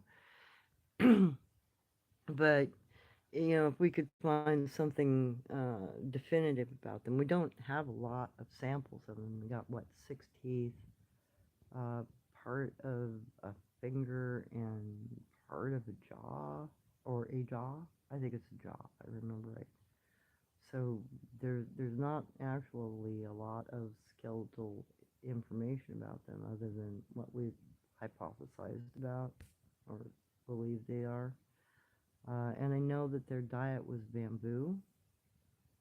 So their diet was very much like a panda's diet, and that doesn't really indicate that they were a omnivorous creature.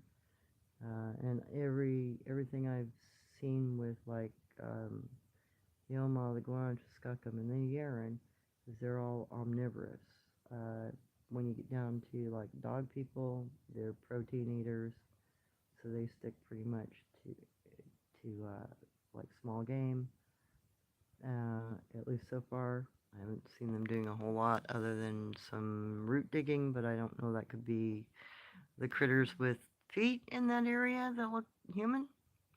Because I've only seen the dogman in that area so far. I haven't been able to confirm visually another species in there. But the evidence in the area suggests there's dog people and something else. Because the foraging evidence isn't the same. But Gigantopithecus ate bamboo and didn't eat anything else. And that's, like other big primates, they take, like gorillas, they have a very specific diet. It's all vegetation. So I would assume they fall more into that end of things than into the modern man. The other is that, as far as I can tell, they didn't have a chin. When you compare the Gigantopithecus's lower jaw that we do have, it looks like a bigger version of a gorilla jaw. No chin. And the chin for me is a huge one.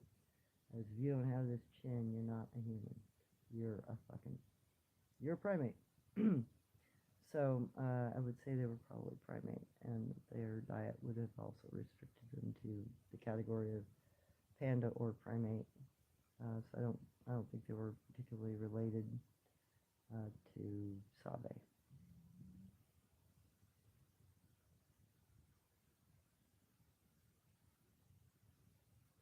Yeah, and I think somebody did actually put the two together, like Gigantopithecus jawbone compared to a gorilla jawbone, and like the Gigantopithecus's jawbone is like twice the size, but the overall characteristics are pretty much the same. The canines are slightly longer, from what I remember, and the you know no chin and a thicker jaw plate here, but overall it looks just like a gorilla jawbone for the most part. So yeah, I think they were probably more primate-ish than humanoid-ish. Because the other thing I've noticed is that a lot of these individuals don't have really long canines. Their canines are pretty much like ours. Don't go much more extreme than a person's.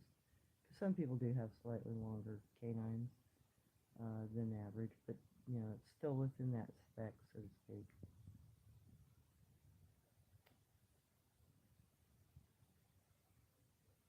And I'm glad everybody was able to join that came tonight. I'm sorry for the impromptu, but yeah, I just gotten those questions, and it kind of prompted me to go, well, people need to understand they got culture, and once you learn how to kind of interact with them, you can get better results. Like when I came home tonight, I'm going to post the video because it's kind of on the same topic. But while I was making that video, I got a double tap knock from uphill out of one of the trees. And then before I made this, or started this live, I went out to have a half a cigarette and I got the same words said back to me, Kiwa, out the front. Yeah, I did sometimes just want a GoPro or something. I'd like to have the ability to broadcast like 24/7 some of the weird stuff that happens around me. Because I can't always just, click on the phone because, I'll be doing something else and I'm like, oh, wow, yeah, that happened. Fuck. Yeah, it'd be nice to be able to capture some of the stuff that happens around me because it would really help explain how I communicate with them and how they communicate back. Uh-oh.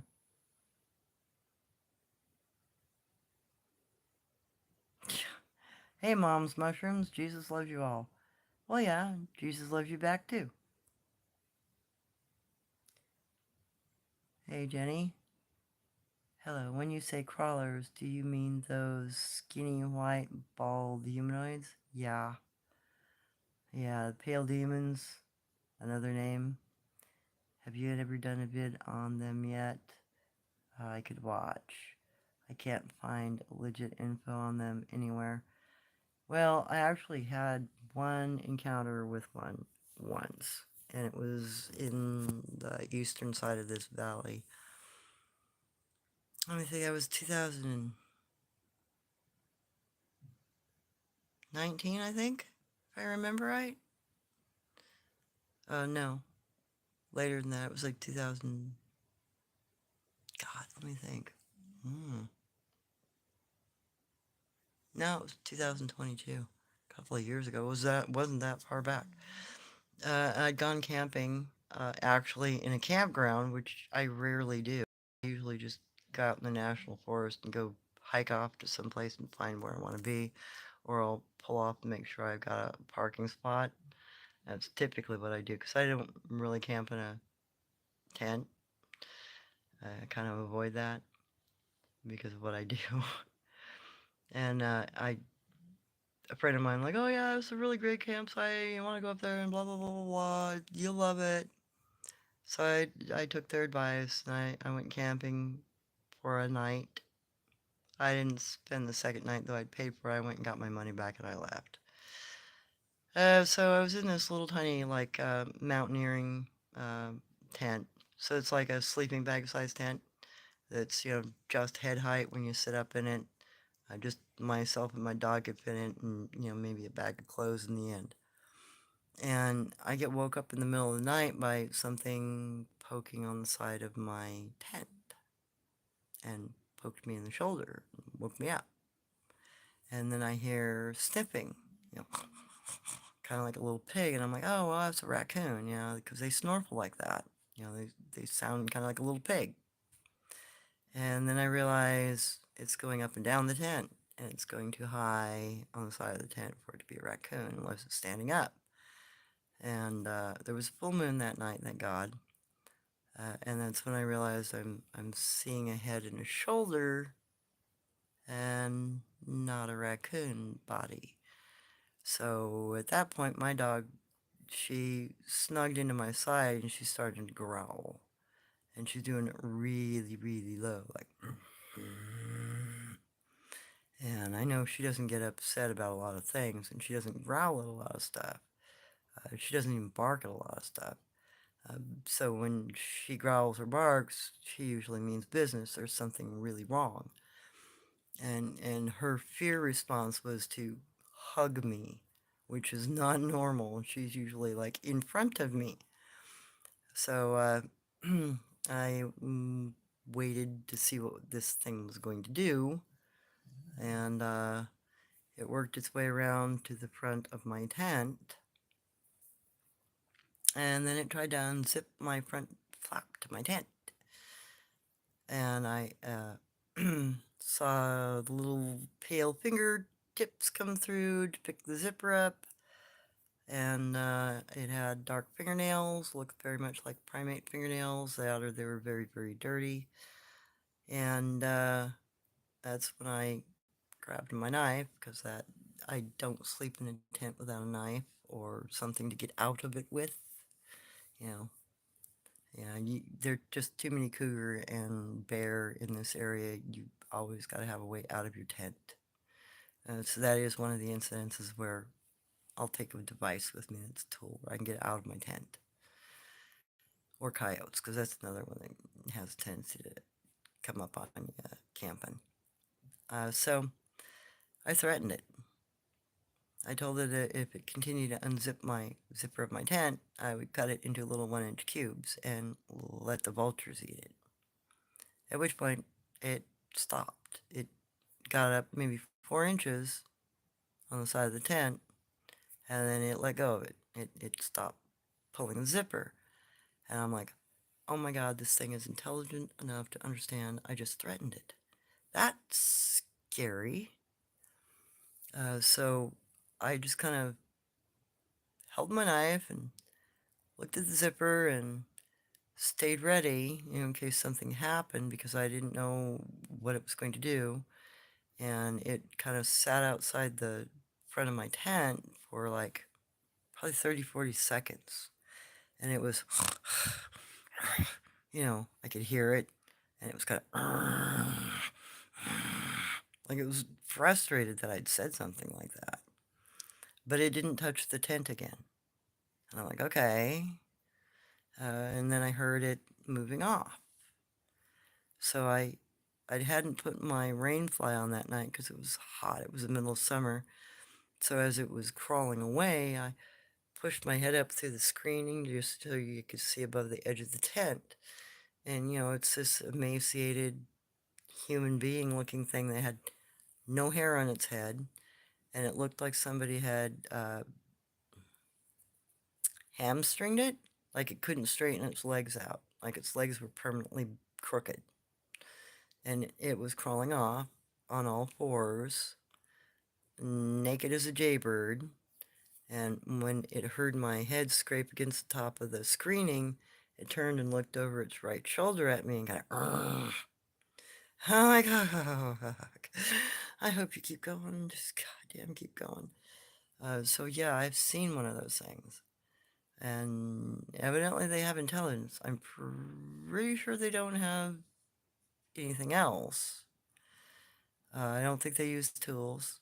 There were no stories associated with them using tools. And my grandmother claimed that they were potentially some sort of a chrysalis creature, according to her native legends. And there are others of them in this area. If you go further east of here, there are some that are red-skinned, from what I understand. Don't know about those. And I don't know how intelligent they are. But I don't think that they're anything more than a predator. I mean, they're smart enough to understand. But then again, my grandmother said some very bizarre things about chrysalis people. She said that they were, a lot of what we consider mythical creatures, be they like little people or crawlers or moth people.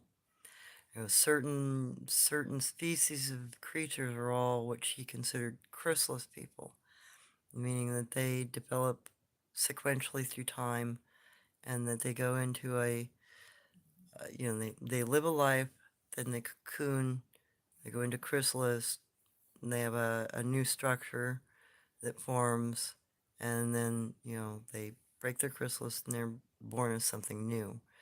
And she said that some of them will gain intelligence and they will become more human-like. Some of them will get adopted by the Sabe, depending on their manners, and they will be taught how to survive as people and taught to speak, but not all of them can do that. It takes them time. It's like they're a very slow developing creature. And she said the chrysalis people actually can go through multiple phases and look like multiple different things, and it takes them approximately 30,000 years to develop according to the mythology and the lore. I don't know how true it is, but it's an interesting concept. Maybe it's just a concept for all the things they couldn't explain. You know, we don't know where this thing comes from. Doesn't sound like anything else, doesn't act like anything else. Maybe it's a blanket explanation, or maybe it's real mythology that actually is like everything else that Uncle Long and my grandmother explained and actually is true in some way. So I don't know more than that, because that's the only encounter I've had, and I don't particularly care to have another one. I don't want to encourage that. But I do know where that thing is, and it does have a tendency to, it forages in one particular area. It seems to stay more or less within about a 2-3 mile radius of that area, and other people have seen it. I've ran across a couple of people who've heard stories about it or have witnessed it, but I haven't heard of anybody disappearing in that area. But that doesn't mean anything, because if a cryptid's involved, typically nothing's ever said about it. But there have been some homeless that have gone missing up and around that region, and very gruesomely in some cases. So there's that potential. Maybe that something like that was involved with people disappearing. But no, like campers have been told about gone missing. There's no any kind of publication. And the only reason why I know of a few homeless people going missing in that area is if I have a friend that lives near where that thing is, and they've had a couple of investigations since they've lived there, and the cops will come up and go, "Hey, you've seen so and such and such, and we can't find them, blah blah blah blah blah." And then there'll be an area that's roped off. You can't go because it's all caution tape. So that's kind of the rumor of the area.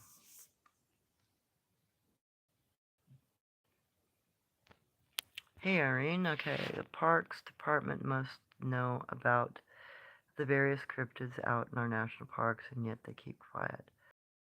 They definitely know. And so do the city park people.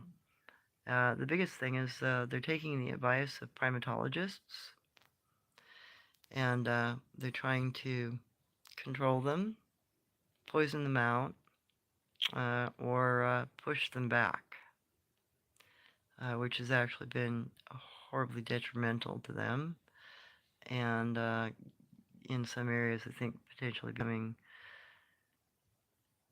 possibly dangerous for us. Only time will tell.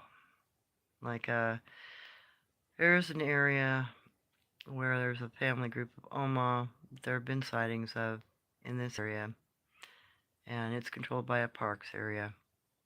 And over the last 30 years, 40 years, and this is where the old Oma female was, after they shot her, because it was the Parks District that went in and killed her.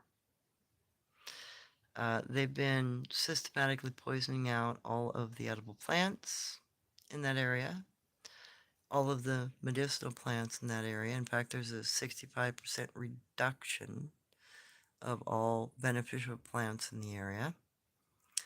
And now, though there have been old growth in that area and in that forest for generations, and even newspaper articles have been written about some of the old growth stumps up in that particular park. They're now claiming there were never any conifers or old growth in that park, and they are slowly cutting them all out and encouraging vine maple to grow up there because they think that that will continue to push them out, which it is to a degree, but it's also encouraging comazotes to roost there. We've had 4 comazotes in this area for a couple hundred years, but in the last 20 years since they've been screwing with that area, there are now comazotes coming from South America and roosting, and you'll see them more often. So changing an environment sometimes will bring a cryptid in that you don't want in the area, which is what they're accidentally doing. And additionally, the Oma up there don't evidently like comazotes because they are now beginning to knock down the vine maple. They're breaking it off at 4 and 5 feet high and just laying those trees down. I'm hoping that doesn't accelerate too quickly. I'm hoping that's more of a slow burn. But I think there's the beginning of something nasty going to happen in that area, and it's going to really suck.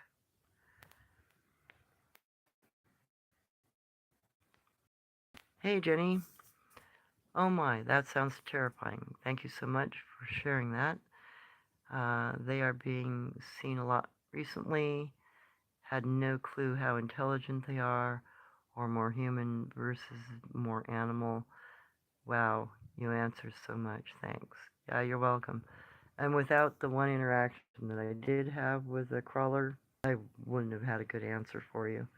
I would have had to have gone on what my grandmother said, which she concentrated really much more on the ones that our tribe interacted with, like the, the Sabe that are more human-like, and she kind of left a major portion of her traditional lore more just as, hey, these are the stories of, but she really did concentrate on certain interactions, like with, the Ishka, Jinaskwa, where my mother did her turnout. I was informed about their behavior and the boundaries you can't push with them. I was told about the red bone people, the Yer and the Skakam, the Elma, the Guanch, the dog people a little bit. But, that was, I didn't get a lot of interactions with them.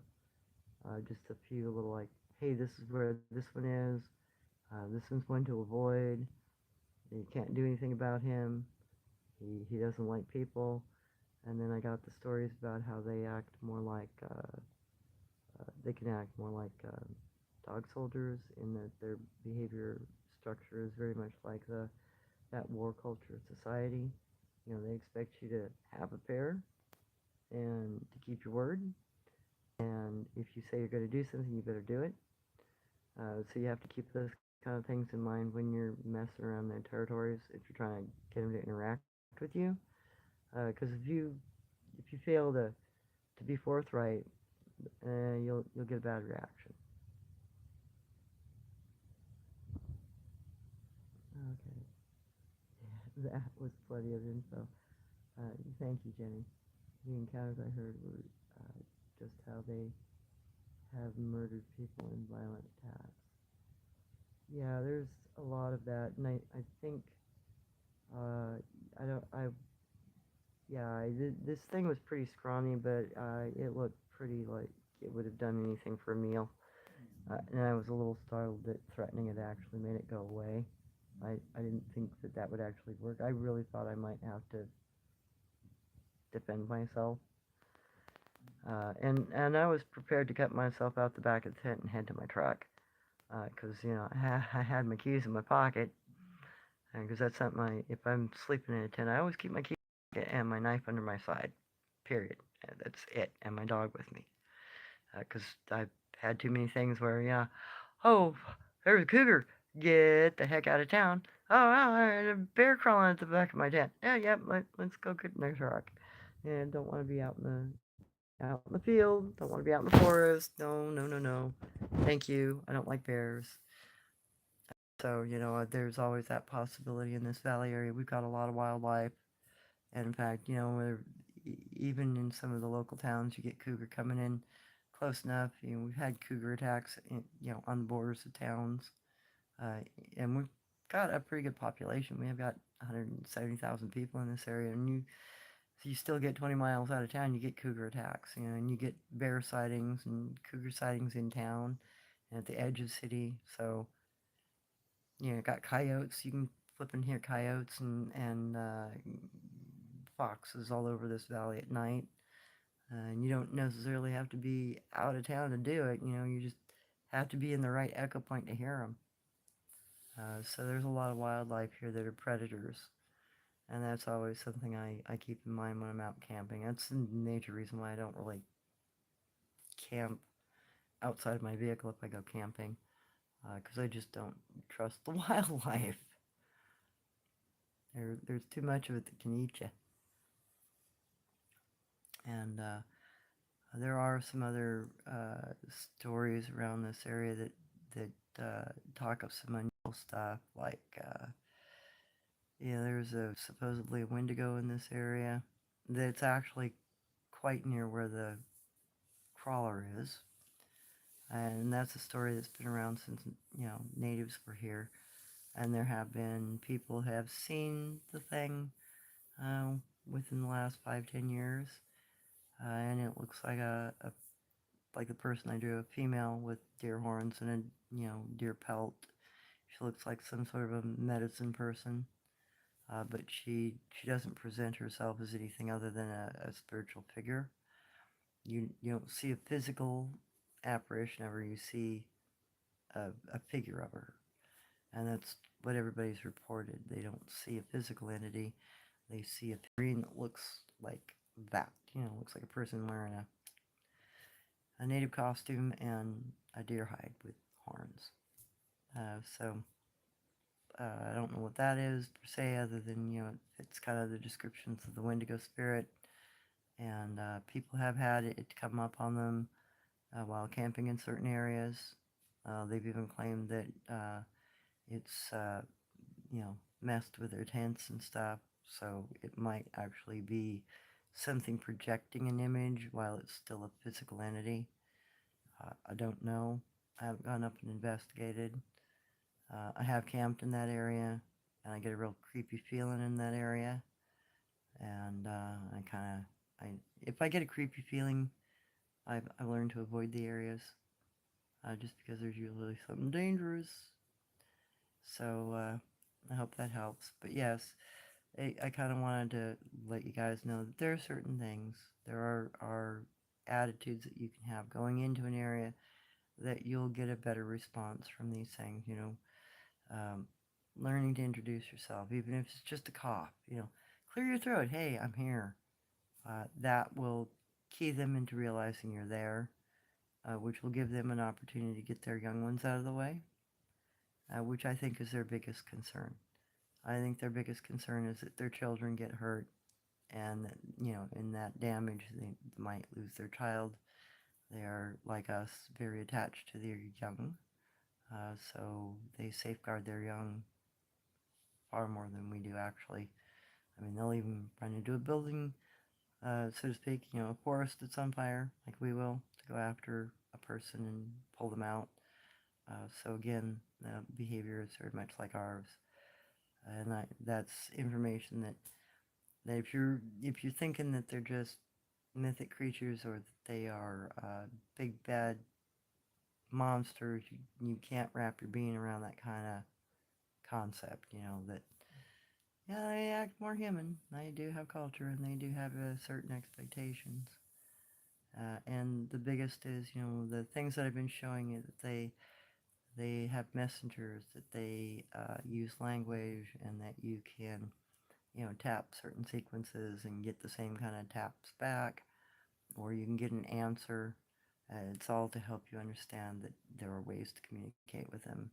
And then when you get to the species that don't like to communicate with you, like the Gugway, they will do a little bit of a replication and try to mock the behavior of some of the other Sabe, but they typically fail. There'll be certain things that they don't do, like if you cough, to go, I'm not gonna hurt you. I'm not gonna hurt you.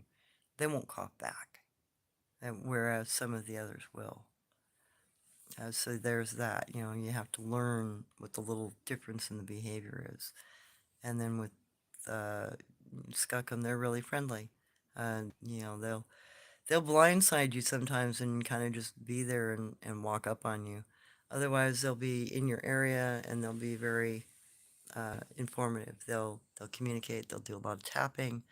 They'll leave a lot of tools around, and they'll interact with you pretty quickly.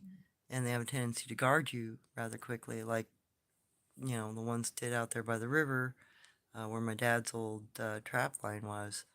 Them warning me all of a sudden that they're, a predatory human in the area by leaving a little boogeyman marker. I didn't expect that. But at the same time, it proved to me that even though I'd only been in there, what, twice, all of a sudden they realized, oh, this person gets it, better protect her. So they very quickly uh, interact. And like here, when I moved into this place this spring, the skuck 'em up on this hillside. As soon as they realized that somebody here understood them, they immediately started interacting. I getting calls, getting whoops. Well, not so much whoops, but words. Getting tapped at, getting power knocked at, getting guarded when the dogman came up the backside, getting traded with in the backyard.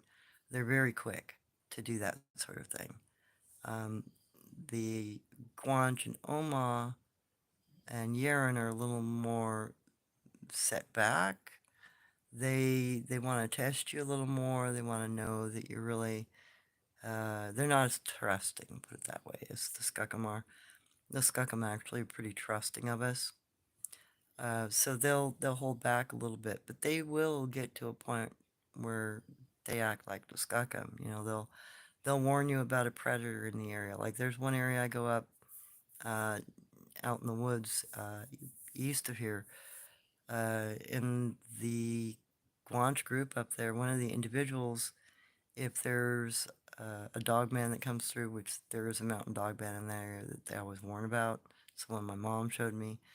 And or if a cougar comes through, or if there's a bear, there's an individual that every time I go, he sits up in a tree above where I camp, and he'll hop down out of the tree and he'll shake my vehicle, kind of rock it like a big trundle, let me wake up, and he'll and let me know that there's something passing through, and then he goes back up the tree.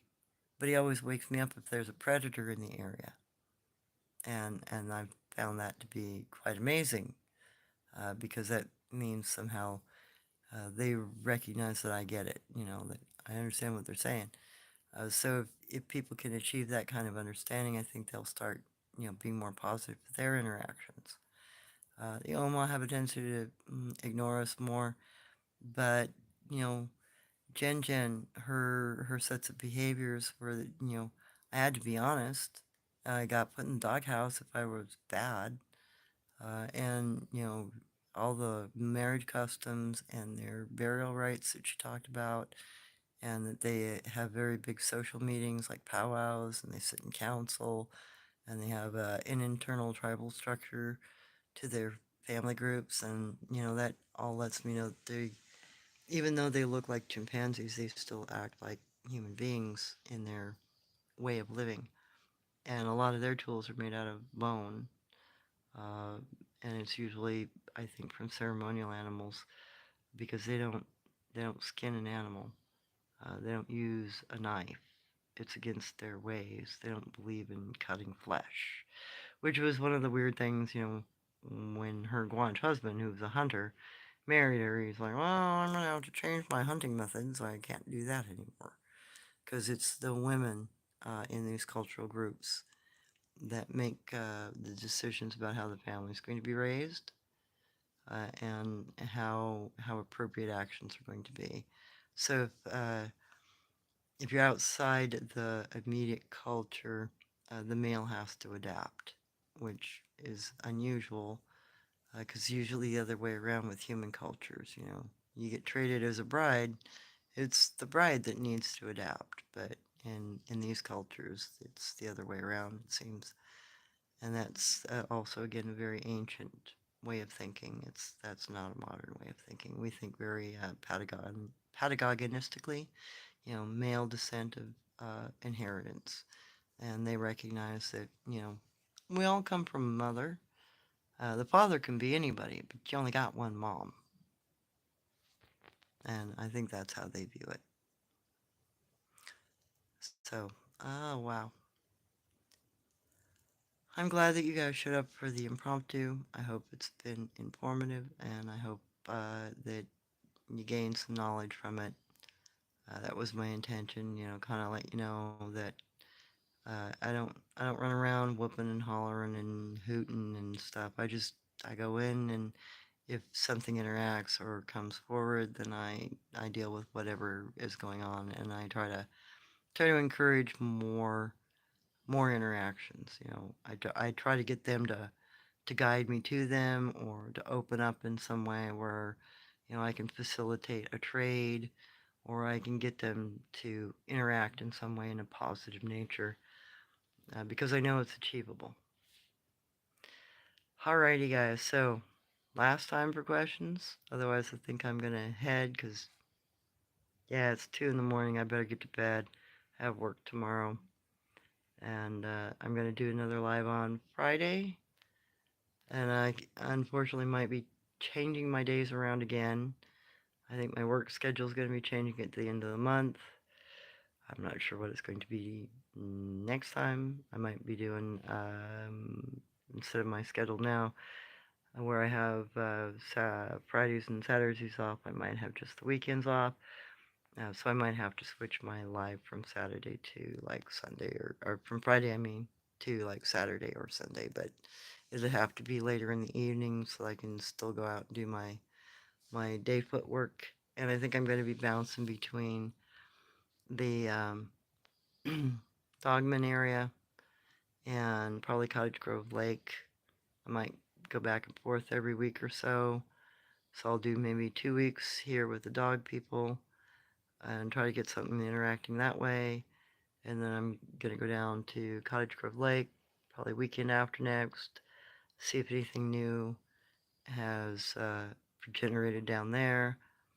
And if so, record that and get you that information as well. So hopefully between those two sites, I should be able to get you some good examples of behavior and maybe some other things about what they do over the winter compared to what they do in the summer, because they don't move out of their areas. They stay habitually in the same places. The old woman's area has been the same area for the entire time I've known where it is. They never move out of it, even though they've had a lot of stress put on them. They're still there. So my friend who fought with the Dogman in '93, the family group is still in the same location it was in '93. So they don't migrate. They stay, just like we do. The farm is the farm, you know, home's home. They don't move, and they don't move for generations. So that's something that people may not realize. And, you know, be easier to do research if you understood that, because then you could realize that, hey, I don't have to take the winter off. I can just go keep taking information down. I can keep finding it. Now they might shift a little bit in their territories. You know, they'll forage in a slightly different way during the winter than they do during the summer because there's slightly different food sources, more readily available during the summer when they're not in the winter. And right now mushrooms are coming on, and I'm seeing a lot of duck and pheasant hunting going on, at least out around the Dogman area. And there's been a lot of more mushroom collection and root collection by the other peoples like the Oma and Quanch, and potentially the Badger people down by Cottage Grove Lake. And it's trying to balance it all out so that I get enough examples of stuff to you, and it's not just me telling you about stuff. I'm still trying to show you things, and hopefully, I can discern where some of the underbrush stuff is in the Dogman area, because it's still pretty well overgrown in there, even though it's winter. It hasn't started leafing out yet and dropping, so it's still pretty well covered. You can't see more than about 40, 50 feet back into the woods currently. So I'm waiting until I can see 60, 80 feet. That way I can see, hollowed out areas or areas that might have blinds in them that you can't see when there's foliage on. And then I can, trek back into those areas and investigate them and give you a better idea of how they move through their areas and what they do in their areas. Hey, Jenny. Uh, it is great to hear the human side of Sabe. Yes, thank you. Learned a lot tonight. Have restful sleep. Oh, thank you. You guys have a great evening too, and I appreciate the fact that y'all kind of hopped on to say hi. Though it was just kind of an impromptu thing, and I might do that here and again, simply because I might not be able to get all the information I want to give in one live when it's kind of a specific topic. So if I get a lot of questions, or if I end up with a lot of pointers towards, hey, this information might be good to share or to clarify, I might hop on and do another little impromptu here and there, just to, keep you guys caught up. Because, like I said, yeah, I'm pushing a lot of information at you guys, and it's unfamiliar information. It's not what everybody commonly understands or believes. And I'm hoping to break some of those patterns and maybe shed some light. Have a good morning, and I've got a few more things to post. I got the dog track and the Snap 16 in my vehicle before I left the Dogman territory. I'm going to try to put those up before I go to bed, and that'll give you something to chew on until I can get the stuff from the other side of the lake uploaded tomorrow. Have a good night, everyone, or morning. Take care. Oh, come on. There you go.